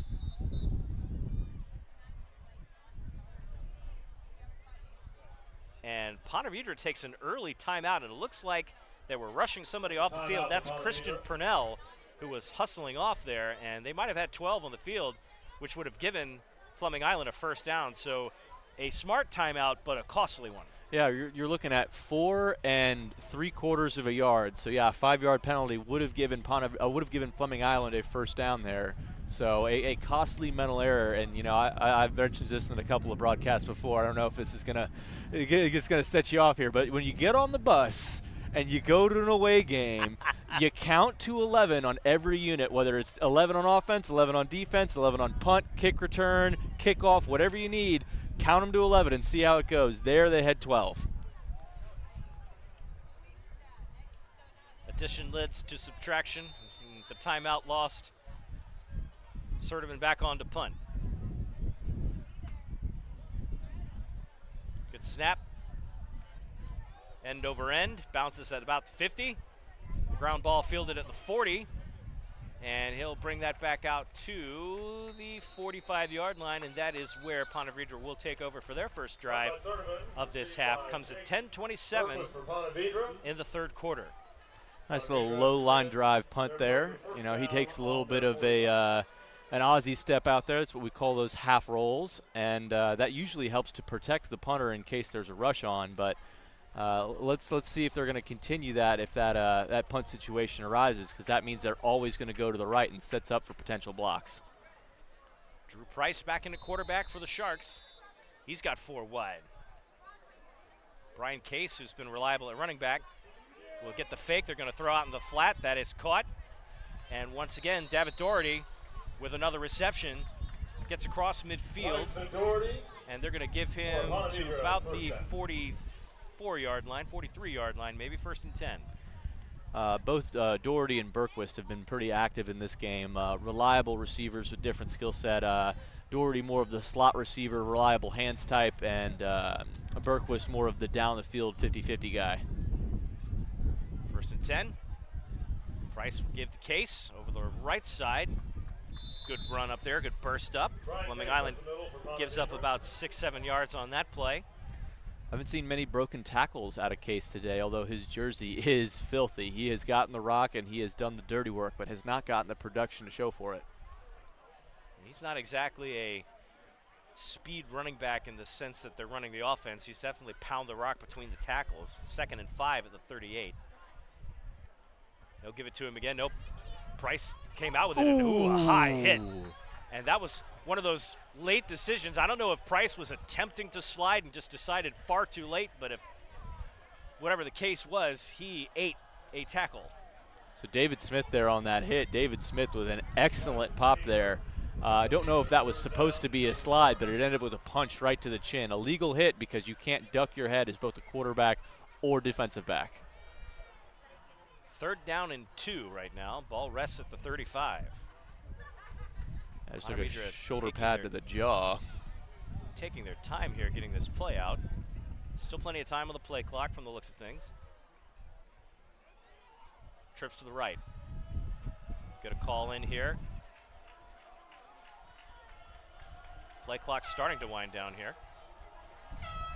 Get a snap, give the case, hops over to the right side, runs into a Fleming Island defender. He might have gotten enough for the first down, even though they drove him back. Got to see the AJ spot Witt here. We got in one on the motion there, muscling him back, trying to get a little gusto there, and they might have brought up 4th down here, and it looks like they did.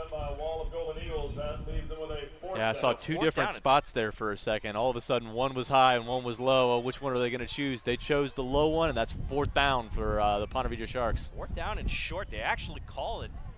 It looks like they might have called it a yard loss maybe, but it's 4th and short. They're going. They'll give it to Case. He's got enough for the first down that time. Just got enough. And that's all they needed it for. So 1st down, Ponte Vedra. Really athletic play by Hoff, but not quite enough there. He goes around the play and gets to the running back with enough leg drive by Ponte Vedra running back there, gets that 1st down. Officials having a conversation with Coach Chip. I guess they're giving some instructions about something going on the sidelines here. So 1st down and 10. Clock is stopped right now with 8:13 to go.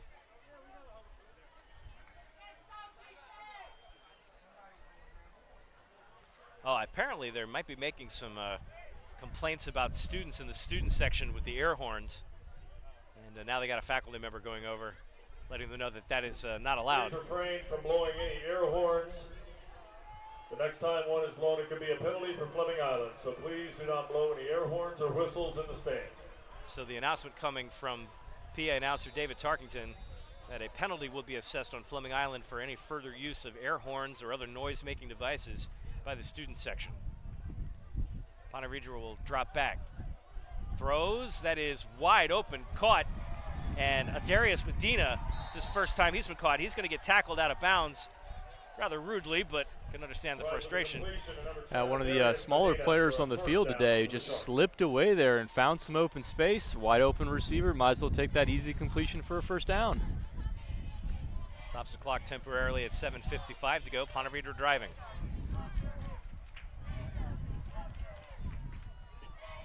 They're in a 9-point deficit right now because of missed extra points. Had 1 blocked and a 2-point conversion attempt that failed. Trips right. Get a snap. Case will go up the middle, run into a little bit of defense there. Resistance, crosses the 5-yard line to about the 3. And now you don't have to get a 1st down. You don't have to get a touchdown without getting a 1st down here. They have the opportunity to wind even more clock if they don't score here. Coming up on 7.5 minutes in a 21-12 ball game.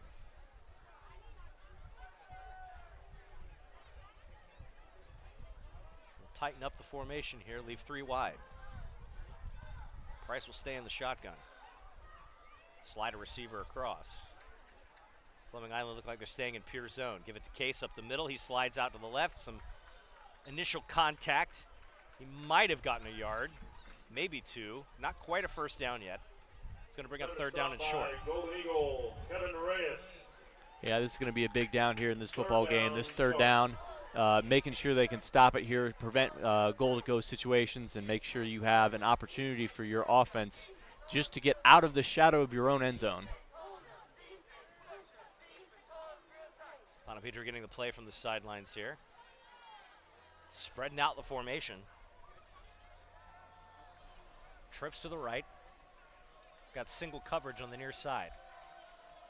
Get a snap. He's going to give to Case. He runs into the line, and he's going to get held up. And did they stop him from the first down is the first question.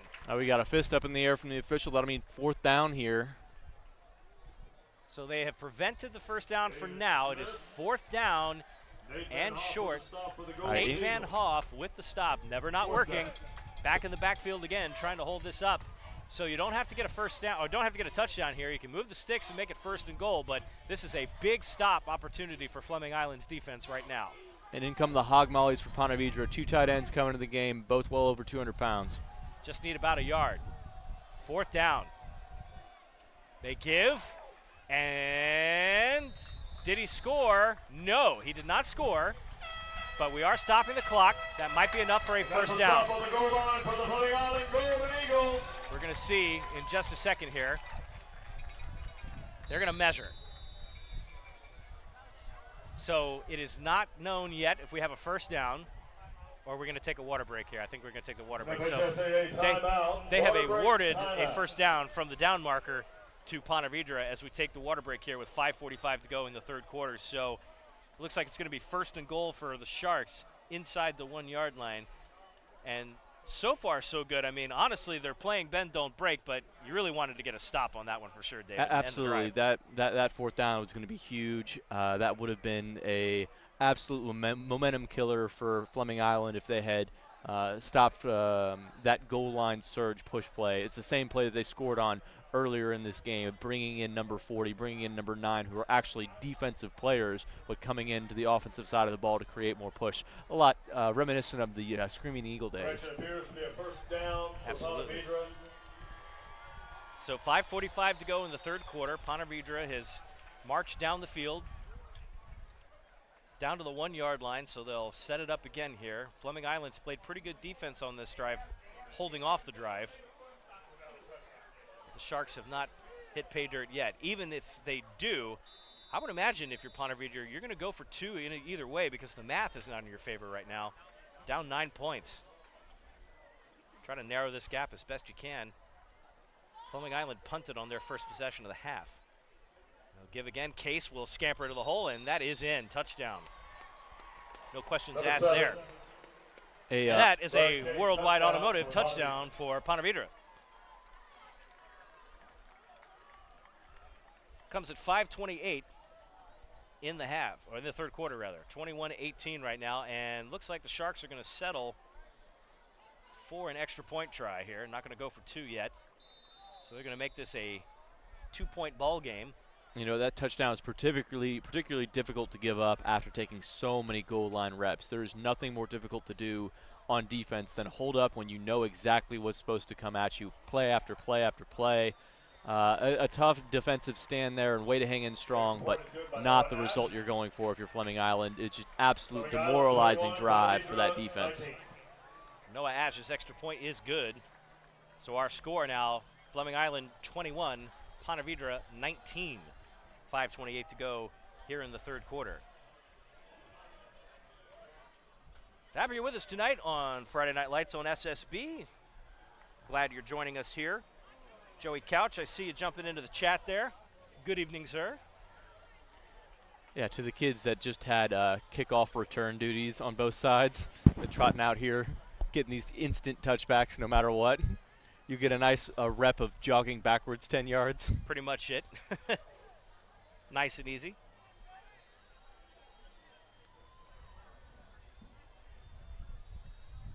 Ash will line up the kick here. Been perfect so far in the touchback department. Sends that one off. Looks like that's exactly what we'll get. Sebastian Cruz trails it, but not quite.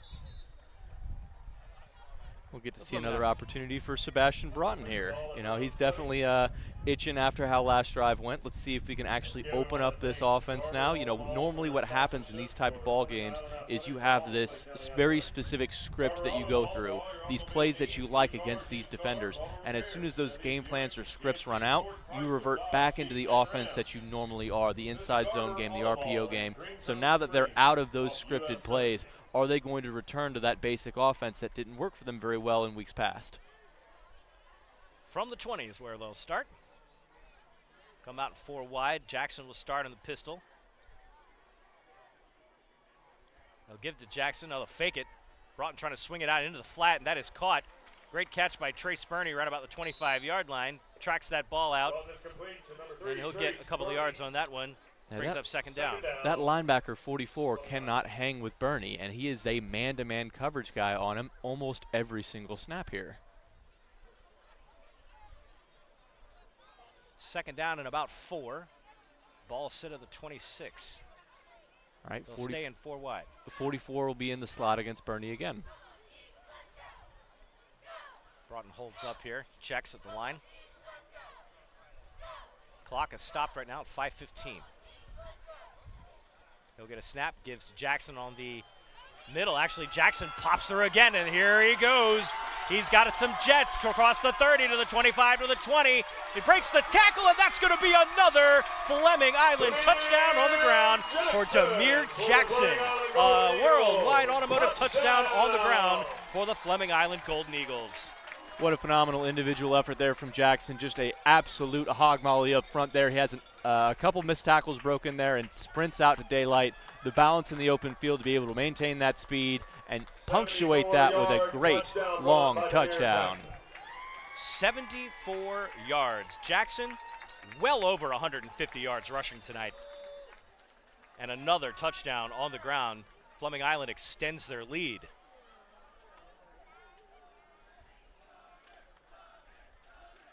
Sertivan for the extra point. Good snap, good hold, kick through.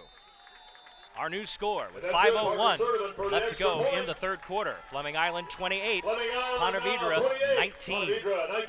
And this is interesting. Got a college score for you now. Virginia Tech and Miami, some Friday night lights in the college game right now. Hokies and Canes are all tied up 14 apiece. Yeah, getting to be a little midway into the second quarter in that one, a tight score. Miami's got a lot of talent. Most likely is the best team in the state of Florida this year. So nice to see them hanging in for some Thursday night football, although Virginia Tech is also a very talented team as far as their skill position players on offense. Can Miami continue down the stretch?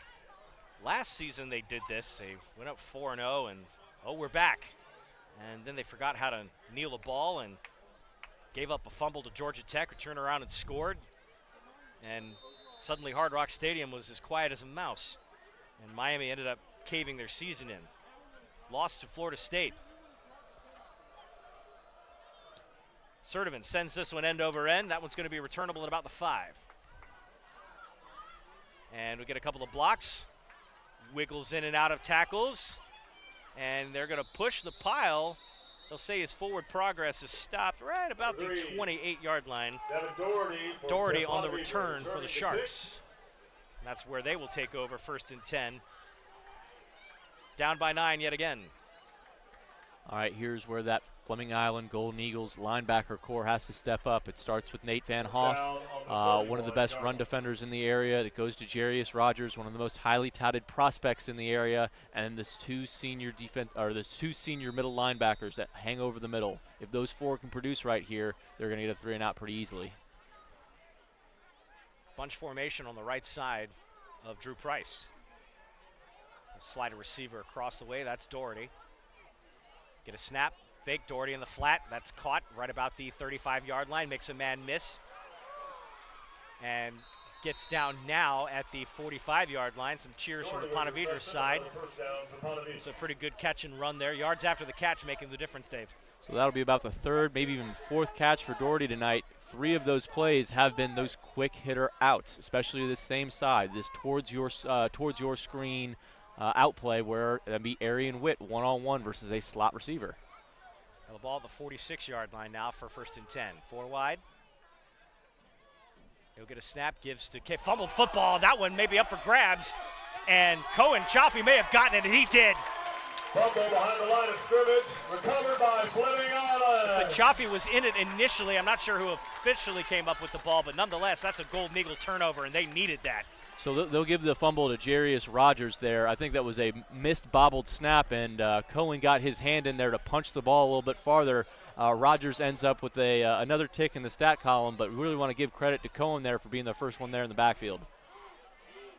So a swing momentum play right now for the Golden Eagles, up by 9. Technically up 2 scores. This would be a chance to open that lead a little more. This would be a dagger right here. This changes the complexion of the game if they score a touchdown on this drive. Jackson back, he'll dot the pistol. We're going to come up sidecar right now. Bring everything to the left of Broughton. Single coverage on the near side.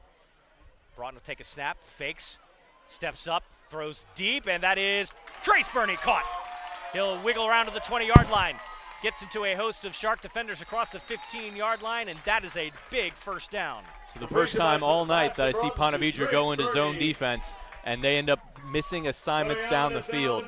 That one was a critical one as far as a receiver clearing up over the top and Burney filling that void with that wheel route. Excellent play, nice throw, completion and a first down. Burney with the surefire hands on that one. Had to climb the ladder just a little bit, David, to get that one. Had to step up just a hair. Burney's not the tallest receiver on the field, but is sure-handed, that's for sure. First down.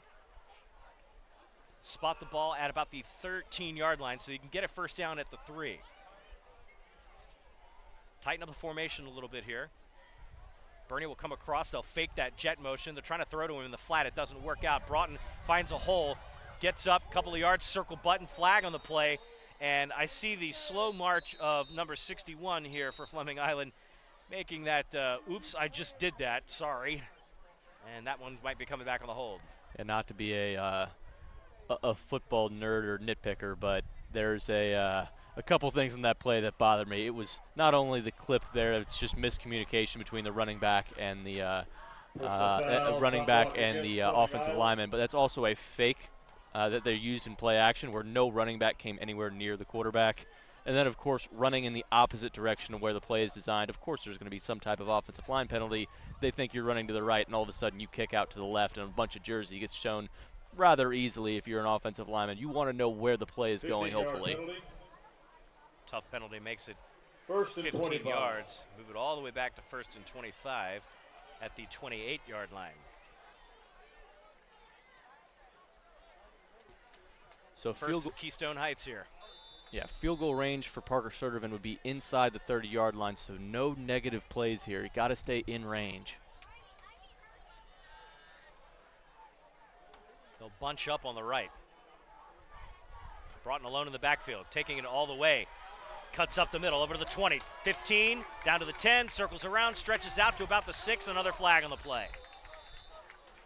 Broughton had just about the penalty yardage and then some, and then they're going to call it back on another holding penalty. So they're going to call that holding flag down on the 20-yard line, so they're going to move it back still to the 30. It's not the worst, most negative play in the world. It really is like a redoing of the down.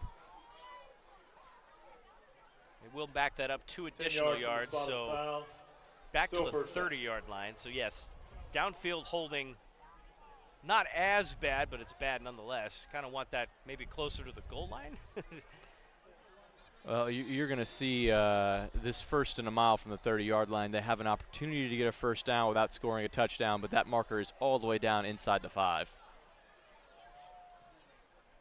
Broughton shotgun at his 35. And another flag. We'll back it up 5 more. Bring it back to the 35-yard line. Now it's first in most of the panhandle. Yeah, if I'm Parker Sertovan, I'm taking a couple warm-up kicks here because he's going to have a lofty task in front of him. So at this point, it's still first down. You don't need to get everything on this first play here, but at this point, you're backed up in such a significant hole that you're starting to knock on the door of not being in Parker Sertovan's field goal range. Trips to the left. Broughton trying to check at the line here, see something he didn't like. Get a snap, they'll give it to Jackson, conservative play call. Get a couple of yards on that one. Yeah, I would strongly argue too conservative of a play call here. They know that something, easy is coming, and so that's what Sebastian Broughton's saying at the sideline. They knew that was coming. We ran right into it. And now you're not close enough to kick this field goal. You have to be really aggressive on this second down just to get enough yards to get there. Second down and long from the 35. I also point out that's the direction the wind's coming from as well. Under 2 minutes to go in this third quarter. 28-19. Broughton running quarterback power. They try to set the edge. They do. Broughton gets about 5 more yards. Just chunking away here, but the 30-yard line now is where they'll spot the ball. Brings up third down and 26 now. You are right on the fringe range here, and if you miss this field goal, it brings excellent field position for Ponte Vedra. 90 seconds to go in the quarter. Again, Ponte Vedra did march downfield, score in the first possession. Fleming Island punted. Golden Eagles came back. Demir Jackson doing his thing. Scores another rushing touchdown, and then the turnover is where we are now. Broughton drops back, steps up into the pocket, trying to find a receiver. He's going to run for it. Got a lot of space, made a man miss. And they get down to about the 16, maybe 17-yard line is where they'll stop the drive, and that is more solid field goal range for Sertivan at this point. Really smart decision there by Sebastian Broughton. Let's not force the ball down the field, potentially have an incompletion and come away with no points. Go out and get 10 yards, get this field goal range set up, and let your veteran kicker with a lot of experience and some talent as well knock through this clutch field goal. Smart decision by the senior quarterback, getting what he can. Fourth down. Sertivan will try a field goal of about 39 yards. Kick is up, and that is low and no good. Yeah, chunked that one. So a stop by Ponte Vedra on the defensive side of the ball. That kick did not look very good. Not one of Sertivan's best. And looking at the Ponte Vedra sideline, they are fired up. They know the importance of this drive. This is going to be one of the most crucial game-deciding drives here in this game. They're going to have 22 seconds left of the half and see if they can get a couple big chunk plays here before they go off with a lot of the momentum. The third quarter. Critical to note, though, that earlier in this half, Ponte Vedra was forced to take timeout, so they only have 2 timeouts going into the fourth quarter, which may be pivotal later, especially since they're down 2 scores right now. First and 10, ball at 17. They'll get a snap, play fake. Price throwing deep, trying to go with that single coverage again, and a tip, and that is still caught. Oh, miraculous catch there. I think that the Fleming Island defensive back actually touched the ball first and still ends up being a catch from number 14, Jack Berquist. Berquist has been the target downfield a couple times. Donaldson had the hand on it, too. It just didn't tip it away, and Berquist sails it in, so it's a big first down as the clock starts to wind down here in the third quarter right here. It's first down and 10. Ball at the 38 of Fleming Island. They're going to do it again. Price takes a snap, pressure, going to try it again. 50-50 ball. That one sails into no man's land, incomplete. There's 1 second on the clock in the third quarter. That's the end of the third quarter. And no, it looks like the clock operator is going to let that one go. Official is discussing. I think they're going to switch sides, or they're going to roll with it here. I think they're going to go ahead and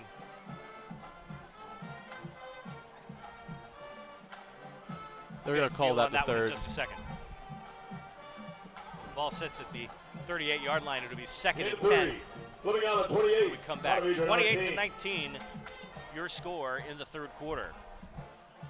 As soon as we get a chance here, we'll remind you can take a look watch around this Clay game County. On replay or live now. If you have friends and family that couldn't make it here, go to Sunshine State Broadcasting, the channel on YouTube, for the live casting of this game now. It'll remain there so you can share that game with others. You can watch it later. Sunshine State Broadcasting. Thank you, Pastor David. 21-14 now. Virginia Tech leading Miami. Caden coming in, giving us the score there. We're gonna have Caden get some scores around Clay County as well and shoot that to us. 'Cause like we said earlier, Duval is not in action today due to the school closures from the storm. Clay County games and any St. John's games are active tonight. Beachside actually moved their game up a couple of days. Again, we remind you that we thank our sponsors, all of our sponsors, but especially Jeremiah's Italian Ice of Fleming Island. So to reset here, as we do officially go to the fourth quarter, ball sitting at the 38-yard line. It is second down for Ponte Vedra in a 9-point game. Ponte Vedra has not led this entire contest. Very important district game for both teams. Each team with a win in district play right now. Get a snap, give the case, and he gets into the teeth of the defense after about a 2, maybe 3 yard gain. He's been doing that all night, David, just a couple of yards in a cloud of dust, not really running anything deep downfield. Now let's give some love to the senior captain, Kevin Reyes. Kevin Reyes plays both offensive line and defensive line for Fleming Island. He's always in that rotation. He's the A of that A and B rotation in the defensive line, as well as contributing on the offensive line every snap. Check and get a play from the line. 3rd down and 8, ball at the 36. Get a snap, takes it himself, trips and falls, and that's going to bring up 4th down. Nice sportsmanship there by Cohen, picking up the guy. He might have fumbled there, and he got a little bit of a late hit, but, all is well in love and war. 4th down. Not the play he wanted, I'm sure. It loses 2 on the play, brings up 4th down and 10, and at this point, Ponte Vedra trying to go for it, make this a 1-possession game. I mean, if you have a quick kick in your arsenal, there's nobody back to return the punt. This is an excellent quick kick opportunity if you have that in your bag of tricks. Ball at the 38. 4th down. Get a snap, good protection. Man out in the flat, there is Doherty again, and he gets enough for a 1st down. Boy, they left him out to dry. Deeper than the deepest man. That is the biggest principle of zone coverage. If you are the flat defender, if you are the curl defender, you have to communicate whether somebody's coming into your zone or leaving your zone deeper than the deepest man, all right? If the corner defender bails out, flat defender needs to be deeper than the deepest man. That's on David Smith there. He had that in-between caught in no man's land. 1st down, Ponte Vedra. Get a snap. Fake the case. No, they give the case, and he runs into the wall. Might have gotten a yard or 2 on that play. Brian Case with the run. 2nd down.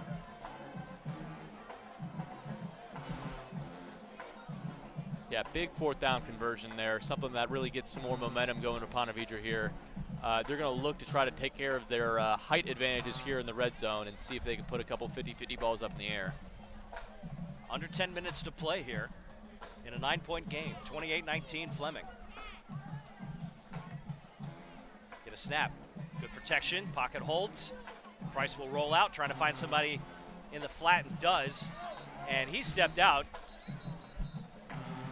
So it's only going to get like that was Tizzi again. Only going to get a minor gain here instead of a significant 1st down gaining play. So it's going to set up a 3rd and medium, 3rd and long. 3rd down. Ball just across the 15, right at the 14-yard line. Spread the formation out, 3 to the left.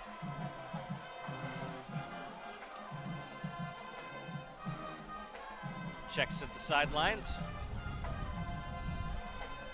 Tizzi's on the near side in single coverage. We get a snap, they'll fake.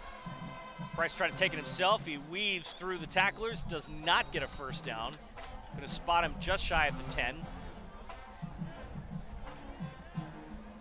Clock running, approaching 9 minutes. A lot of hands on hips here for the Fleming Island defense. They're starting to get a little bit gassed here.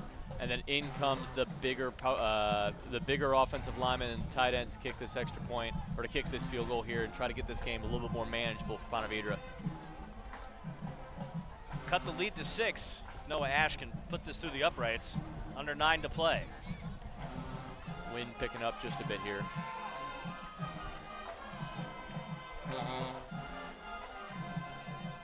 Snap is a little low, kick is up, and it looks like that sailed through the uprights, and it did.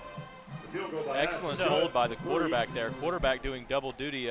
Drew Price there had to pick up that extra point, pick up that botched snap, get that into the right spot, and that field goal is a really big, important marker here for how this 4th quarter is going to go. 8:44 to go in the ball game. 28-22. Sponsored and put Ponte on by Vedra local churches and has not partnerships led with this Fellowship of entire Christian Athletes contest has been tonight. canceled It's for been tonight, Fleming Island. but rescheduled for next Friday, So October Broughton will 4th. get the Post-game. ball again on offense Clay with a County chance Fifth Quarter will to be extend October that 4th, lead, and this is next very Friday crucial evening. for Fleming Island right now. 2 things. 1, you got to take some time off the clock, extend this drive as long as you can. And 2, The quarter get will take in the place end in zone. Christchurch, Field goal right doesn't across hurt the you, street but you definitely from want to get in the Fleming end zone and try to put the nail in the coffin on this one.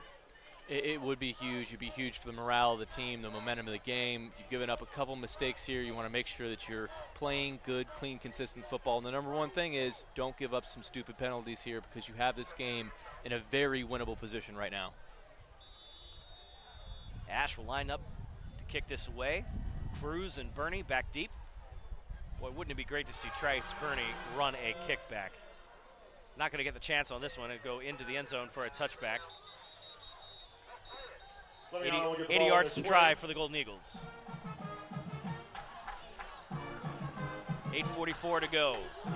Happy you're with us tonight on Sunshine State Broadcasting, your community broadcaster, giving you Friday Night Lights on SSB, continuing the great tradition we've had over the past couple of years. The team is still here. New name, same team, same purpose, ssbjacks.com. Also want to shout out Mr. Chubby's over there around the corner at Fleming Island. Have to remind them to adjust their YouTube channel if they haven't already. Another proud friend and good partner of Sunshine State Broadcasting. 4 wide.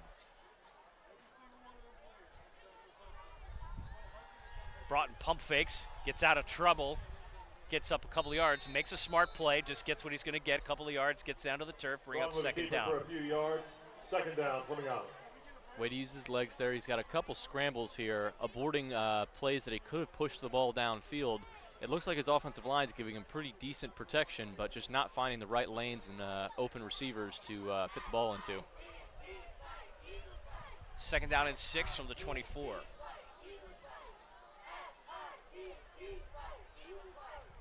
Now, Ponte Vedra's playing a lot more conservative now with a 2 high safety look. They played the majority of the first half with 1 high.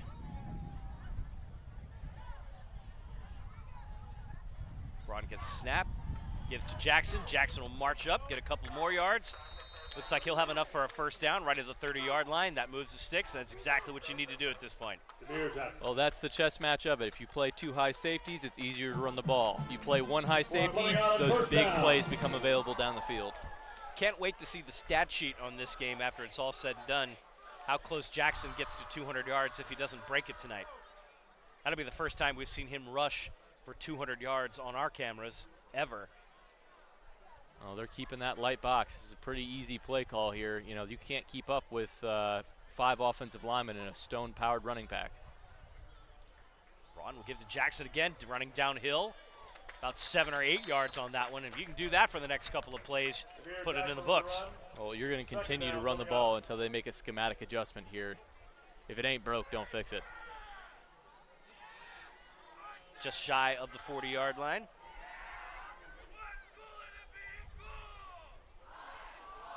Eagle Band 1 is absolutely having a riot over there. They are up to no good with the a cappella version of Outcast.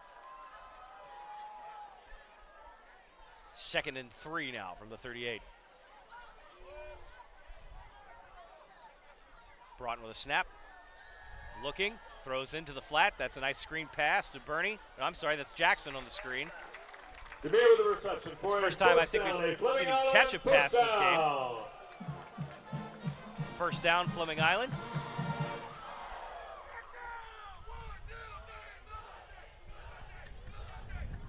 All right, looking down inside of 6:30 here. This drive has taken plenty of time off the clock here. A score, a touchdown here, and a nice amount of time off the clock could be a very much so deciding factor for this one.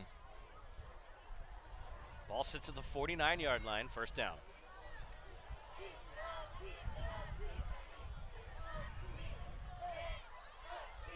Get a snap. Broughton steps back, trying to pass. He's got a catch, and that is Damiano DeSteno.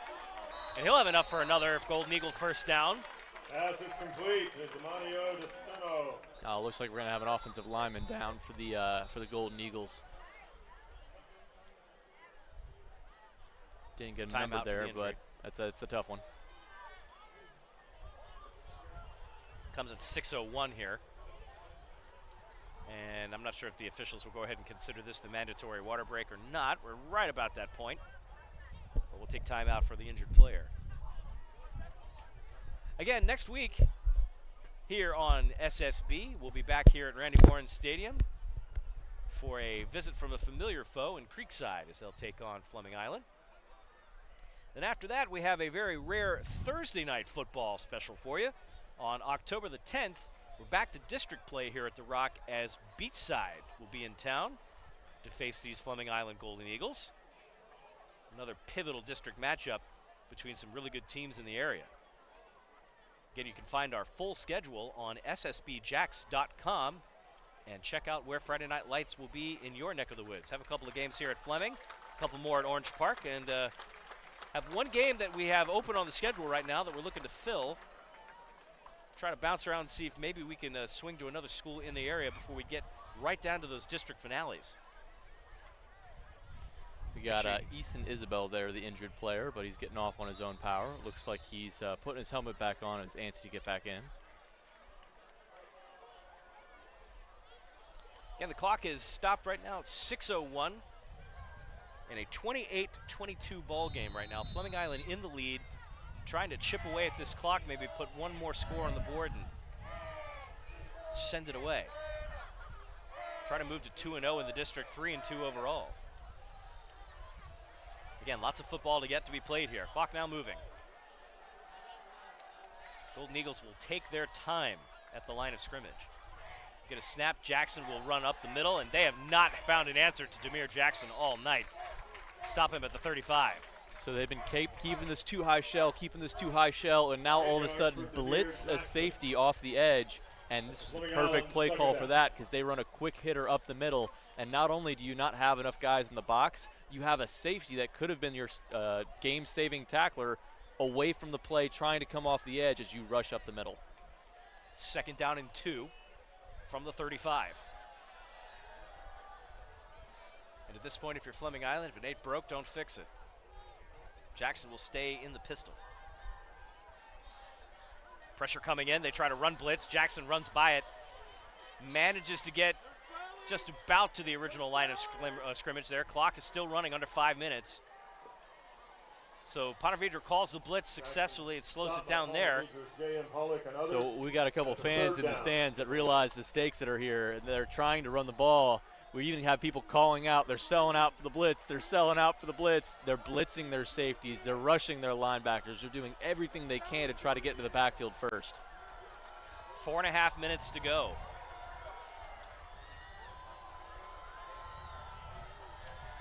Three wide, and they'll give to Jackson again. He might have not, no he didn't. Got about 1.5 yards. They're gonna stop him right at the 35, and Ponte Vedra gets a stop.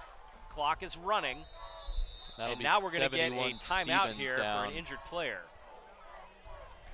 This will be Stephen Franklin. Slow to get up. But yeah, they do stop it because he was on the turf not long after the dead ball, so he comes off. Brings up 4th down, so you're kind of in no man's land right now. You could punt to flip the field, but you're just about outside of Parker Sertivan's range. But the most important part for Ponte Vedra, at least, is that the clock stops with the injury. And that's kind of not what Fleming Island wanted to see at this point. They wanted that clock to run under 4 minutes. So I'm trying to determine whether this is a punt or a field goal try. It looks like it's going to be a punt for Fleming Island.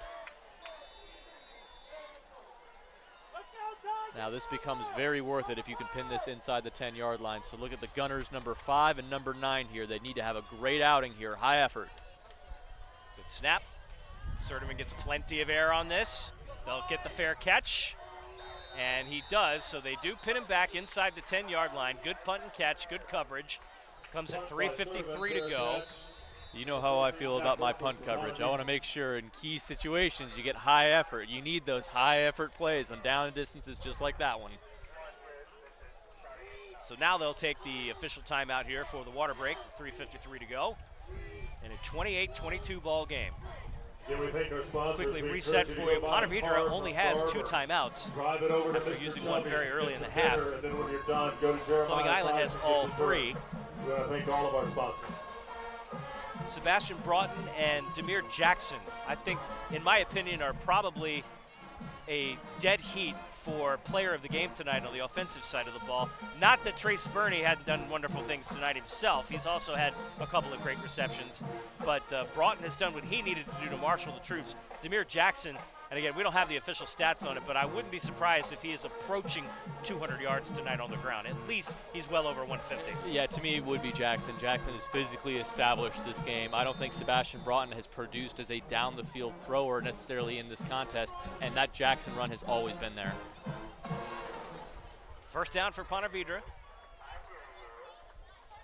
They'll do a quick flip there, student body to the right, and then Jose Reyes, that's what I'm talking about. Give the Torito a little bit of shock there. He'll pop him in there for about a yard gain. Kevin Reyes.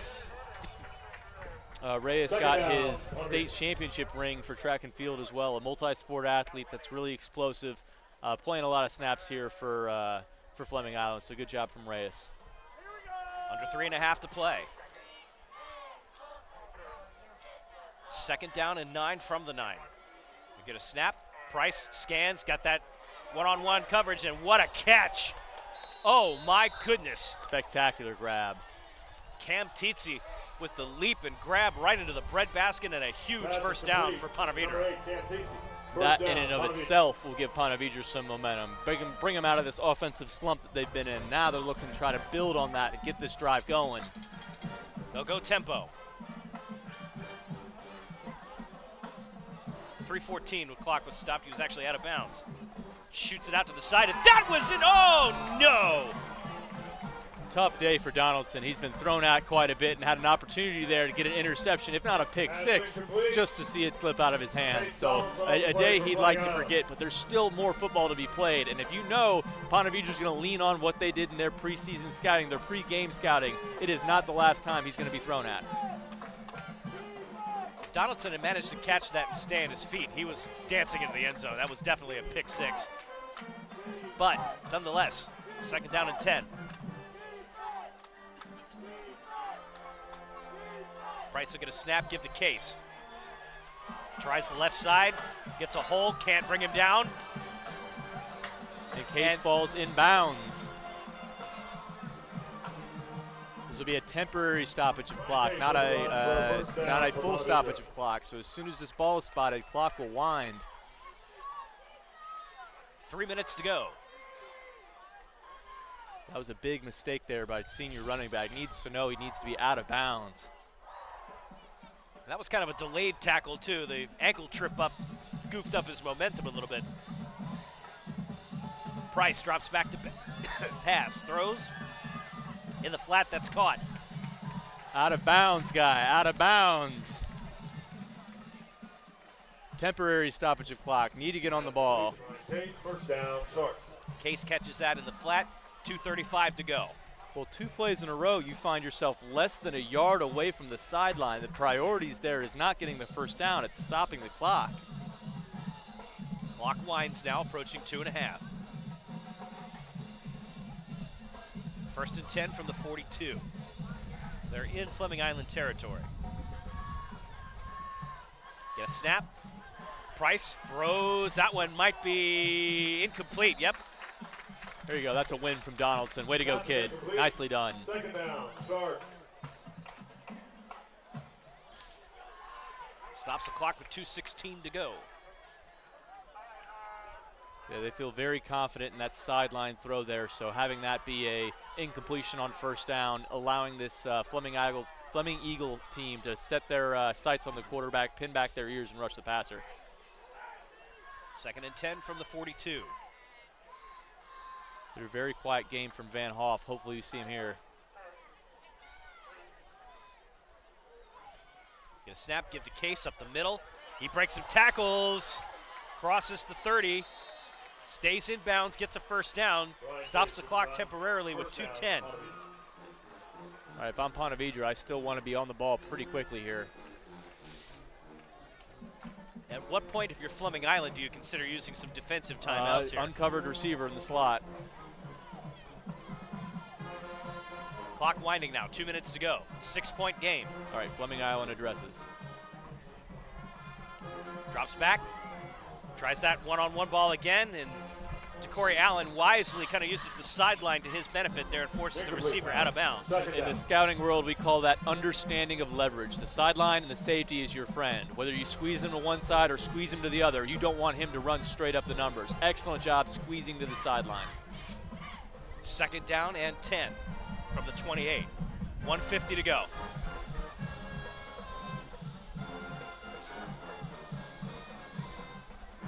We got a ball game, BP. We've been waiting for a good one.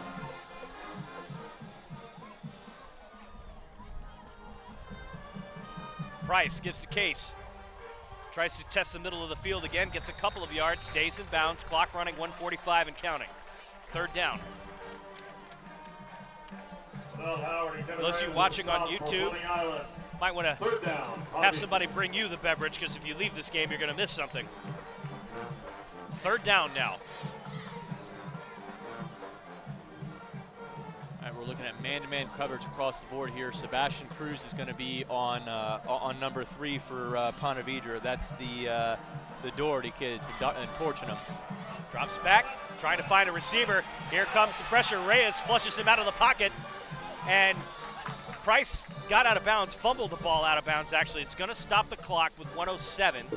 We'll have to see where the spot is. I don't think he got enough for a 1st down. He did not. It's going to bring up 4th down.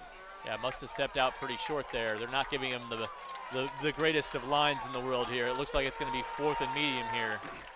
Have to go for it situation. Crowd coming to their feet. Yeah, it's Van Hoff, senior linebacker, leading the charge here, trying to pump up the crowd. Big 4th down. Stop him here, you may finish him off. Timeout. Fleming Island. And I can't say I blame him. Go see what they're setting up and then figure it out on the next play. Comes at 1:07 to go. It's Fleming Island's first charge timeout of the half. Ponte Vedra also has 2 left. They need 4 yards to get a 1st down. Ball sits at the 22-yard line. So normally in these situations, cooler heads prevail. As long as you're not going to play mistake football, you're going to be fine here. You got to play tight man-to-man coverage and no holding penalties, no offsides. Make sure you have everything all taken care of here. Ponte Vedra's district opener was a close one. This one also a 1-possession game. So the Sharks have kind of lived and died by this so far. Fleming Island's first game in the district, not so much close.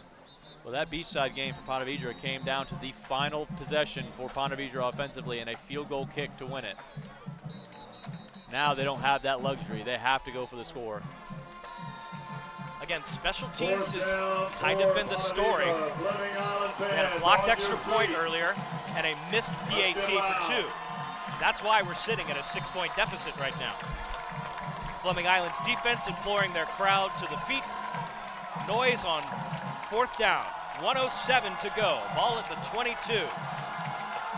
Price gets a snap. Pressure from the outside. Single coverage. That's going to be caught. And it's a touchdown, Ponte Vedra. That'll be Doherty versus Sebastian Cruz there. Cruz looking over, being a little bit greedy, staying in the middle of the field, trying to pick off the quarterback. And then all of a sudden, oh no, they're throwing to my zone, and it's their best player. They look into the corner, it's Doherty, feet dragging, touchdown, Ponte Vedra. Ties the ball game at 28 apiece. There's a 1:01 on the clock. So still plenty of time for Fleming Island to mount a drive. Maybe get in Sebastian Cruz's field goal range and kick to win it. Didn't I say something about that? Well, if they can make sure that they get close. You know, Parker Sertiman's got an excellent leg. He's very accurate.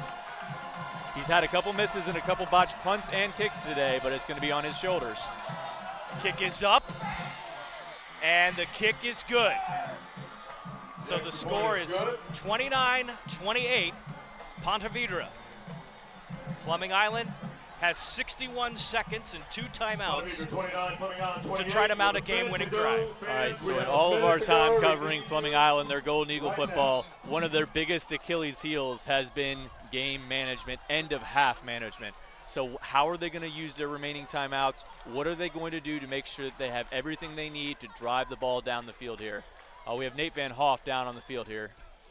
Looks like it might be a cramp based upon the stretch.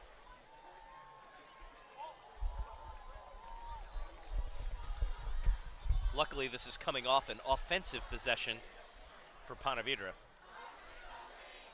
So Van Hoff will get a chance to stretch it out.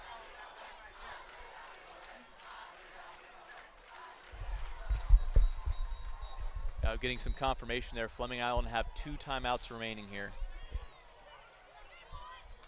So I imagine with the way that the kicking has been going tonight, excuse me, that this will end up on the 20. Now, if I'm Ponte Vedra, I'm going to be kicking this to Sebastian Cruz and trying to play great kickoff coverage, because you can get this thing inside of 50 seconds if you kick this right. That's just eliminating another possibility of Sebastian Broughton bringing you down the field. As long as this is a good high arcing kick, I would keep this in the field of play. So here we go. Noah Ash to kick.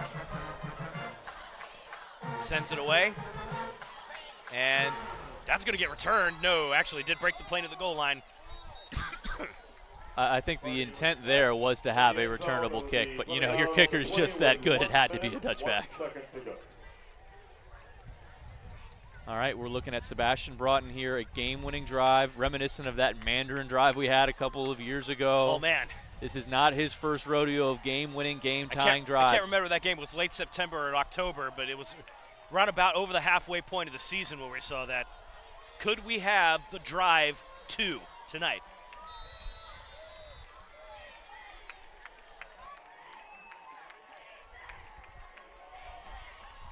Receivers out here for Fleming Island will be Pashada. We'll have Gentry.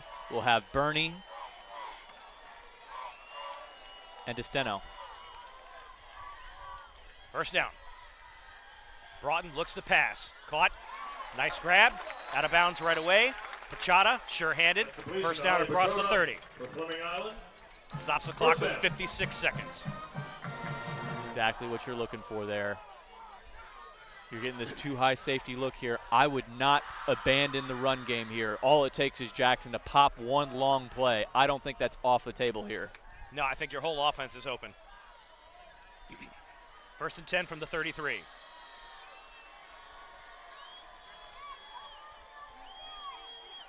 Broughton drops back, pocket holds. He's got time, scrambles out. What a block. Oh my goodness, and it was legal. Broughton is going to run downfield. He needs to get out of bounds. All right, you have That'll stop the clock temporarily. 2 timeouts here. Don't need to call a timeout. You need to get on the ball, make sure you call a decent play here, potentially take a shot downfield. This should be a one-word play, in and out. Here you go, right on the ball. Go, go, go. You're moving the offense. Let's go, guys. 35 seconds. Get a snap. Broughton throws in the flat, incomplete. Stops the clock with 27 seconds to go. All right, so that's a middle of the field passing play on a need to have it quick shot down. You know, you have multitudes of different options, whether it be the go ball, whether it be the quick hitch. There's plenty of quick hitter things that you can get to the line quickly. You burn almost 25 seconds there of game clock. Yeah, that was huge. Second down and 10, ball at the 49. They're in plus territory. All right, now I would think that running the ball with Jackson is off the table. Drops back, looks, throws, caught right there. Inbounds. Inbounds, Clock so they're going to take winds. the timeout. 21 seconds.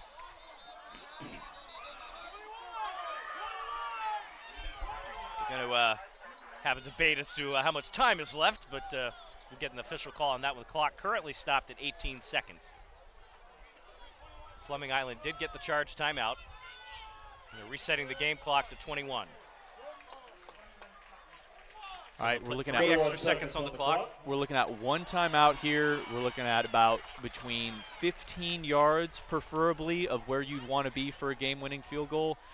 His ideal range is about the 20-yard line. You know, that's where he's made his most consistent field goals. He has made one from the 30, but I wouldn't count on that as a 100%er, especially the way he's been kicking tonight. You know, if you get to the 30-yard line, I'd still consider the Hail Mary option. It's second down and short.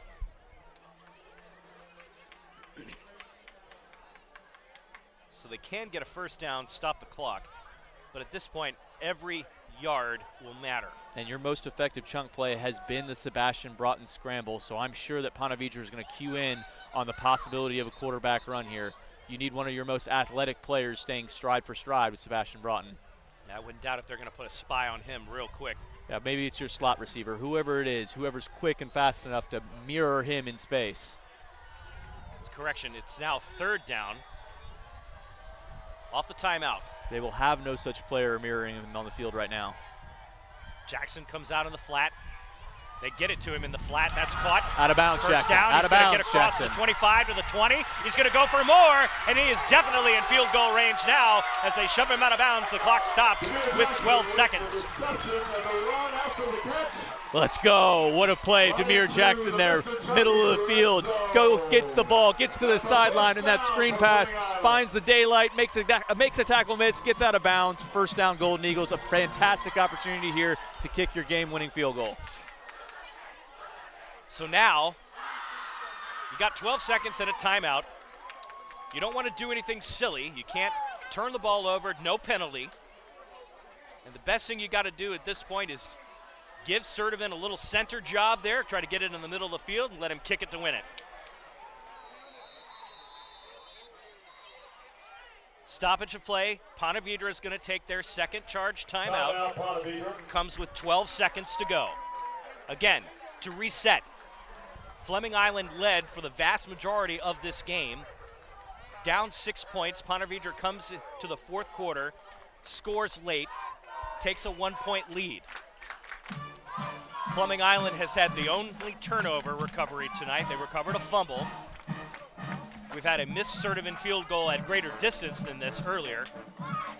This is definitely within his range for sure, But you know high school football, that snap, hold, and kick is a little bit more easier said than done. So let's see if they can try to punch something in here in this critical down and distance here. They still have a timeout in their back pocket, if I'm not mistaken. So everything, including the Demir Jackson run, back on the table, and hoping that they find ways to attack the edges here. They're a little bit light on the outside for Ponte Vedra, so they might decide to do a bit more of this power run game here down the stretch. First and goal, 12 seconds to go.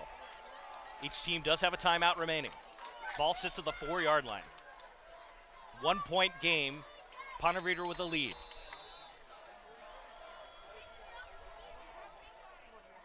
Get a snap, Broughton centers it up, right to the middle of the field. That's all you need to do. They'll call timeout. And that was probably the wise thing to do, is not really get too much yardage, just get it right down the middle. Give Sertivin that wide upright to kick it through and notch up district win number 2. It's all going to ride on this play. And yes, it's second down with 7 seconds. No timeouts left. You got to kick it. Yeah, there's a couple of players pleading for one more play. I'm not taking one more play. This is the sake of the win or loss of the game. The highest percentage one is going to be the glorified extra point that they're about to kick here. Yes, at this point, just kick it and take it to win if you get it. No more showmanship. You've proven that you can hang with these guys tonight. This has been an outstanding football game. And I mean, I'm looking around this stadium. You know, this is a packed house with excellent seating. There's not one button seats anywhere around here. This is going to be standing room only, staring at this goalpost, hoping that goes through the wickets. Parker Sertivin lines up for a game-winning field goal. There are 7 seconds on the clock. Need I remind you? Ponte Vedra will call another timeout. They will try to put Sertivin on ice here. Let them think about it a little bit. Let it stew. Let it marinate. Are you sure you want to make this kick? Sertivin out there going through his paces. That would be Ponte Vedra's last timeout.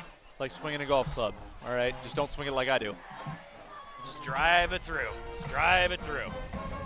Just tap it in. Just tap it in. We had Caden on a mission to get some other high school scores for us, but this is far too exciting. Yeah, this is way better than those. So check us out on social media tonight, and I'll have score recaps from games around the area, including games played earlier this week due to the schedule changing. But I'm pretty sure if Sertivin makes this kick, this crowd is going to go nuts. Remember, Fleming Island was winless in district play for 2 seasons, and they won their first district game against Orange Park 2 weeks ago. A win tonight puts them in command in 5A District 3. And fitting the hold of Sebastian Broughton. All comes down to this. Snap is good, hold is up, kick is up. It's good! Parker Sertivan puts on 31-29. 4 seconds left to go in the game, and I imagine he's not going to kick this one in the end zone at all. Oh, I imagine he's not going to sleep for a week. This guy is going to be so pumped. Oh, wow, what the kick of his life right there. It might have been the easiest one, but just to see it go through, the rush of relief that has to go over this kid. Oh, great Still job. got to kick this away and run the clock out. So all hands on deck of the kick coverage. I imagine Coach Cipoletti's going to tell him to squib this, give it to a nutback, and put him on the turf with no time on the clock. Yeah, I'm keeping this in the field of play, most definitely. You know, you got to watch out for the pitchy woo-woo. You know, a little bit of the razzle-dazzle, throwing these laterals behind the line of line of the ball carrier, so that you can pitch and continue to expand on a play. But it's a lot lower percentage than throwing the ball down the field. 4 ticks of the clock. All right, hopefully you have your absolute best tacklers on the field out here for Fleming Island. Looks like they do. I see a lot of Nate Van Hoff. I see little David Smith. I see Arian Witt. I see Allen. A bunch of great defensive players out here. Your starters out here on special teams.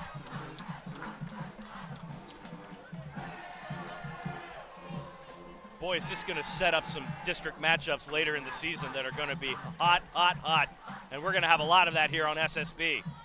Sertivan sends it out. And that goes into the end zone for a touchback. Yeah, that guy was just too jazzed. Sertivan had too much adrenaline running through his veins after kicking that go-ahead field goal. He just blasts that one out of the back of the end zone. The trajectory was so low, I don't think that was his intent.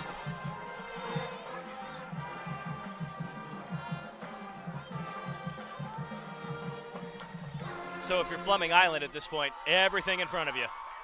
Don't let anything get behind you. Now, they've been doing that single receiver all night long, making some success on it. They can't stop the clock.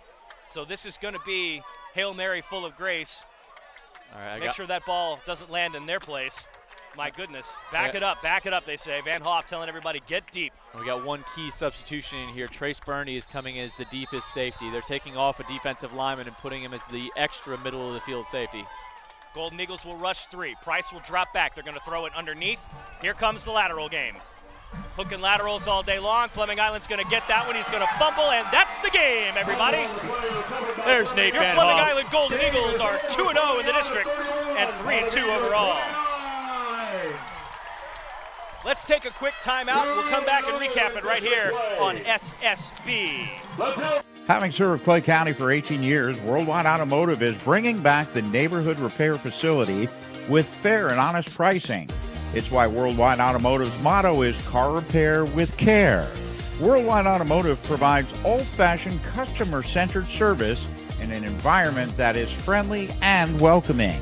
Servicing domestic and European cars, Worldwide Automotive is offering $25 off to anyone who mentions this ad. And that's for any service. There's no need to go to the dealer for your 30, 60, 90, or 120-mile services. They offer same-day service and will handle your requirements for oil changes, belts, tire rotations, air conditioning, brake flushes, transmission services, and tune-ups. Come by and say hi to owners Joe and Valerie and see why they say their customers are family. Worldwide Automotive is located at 2490 County Road 220. For more information, go to worldwide-automotive.com.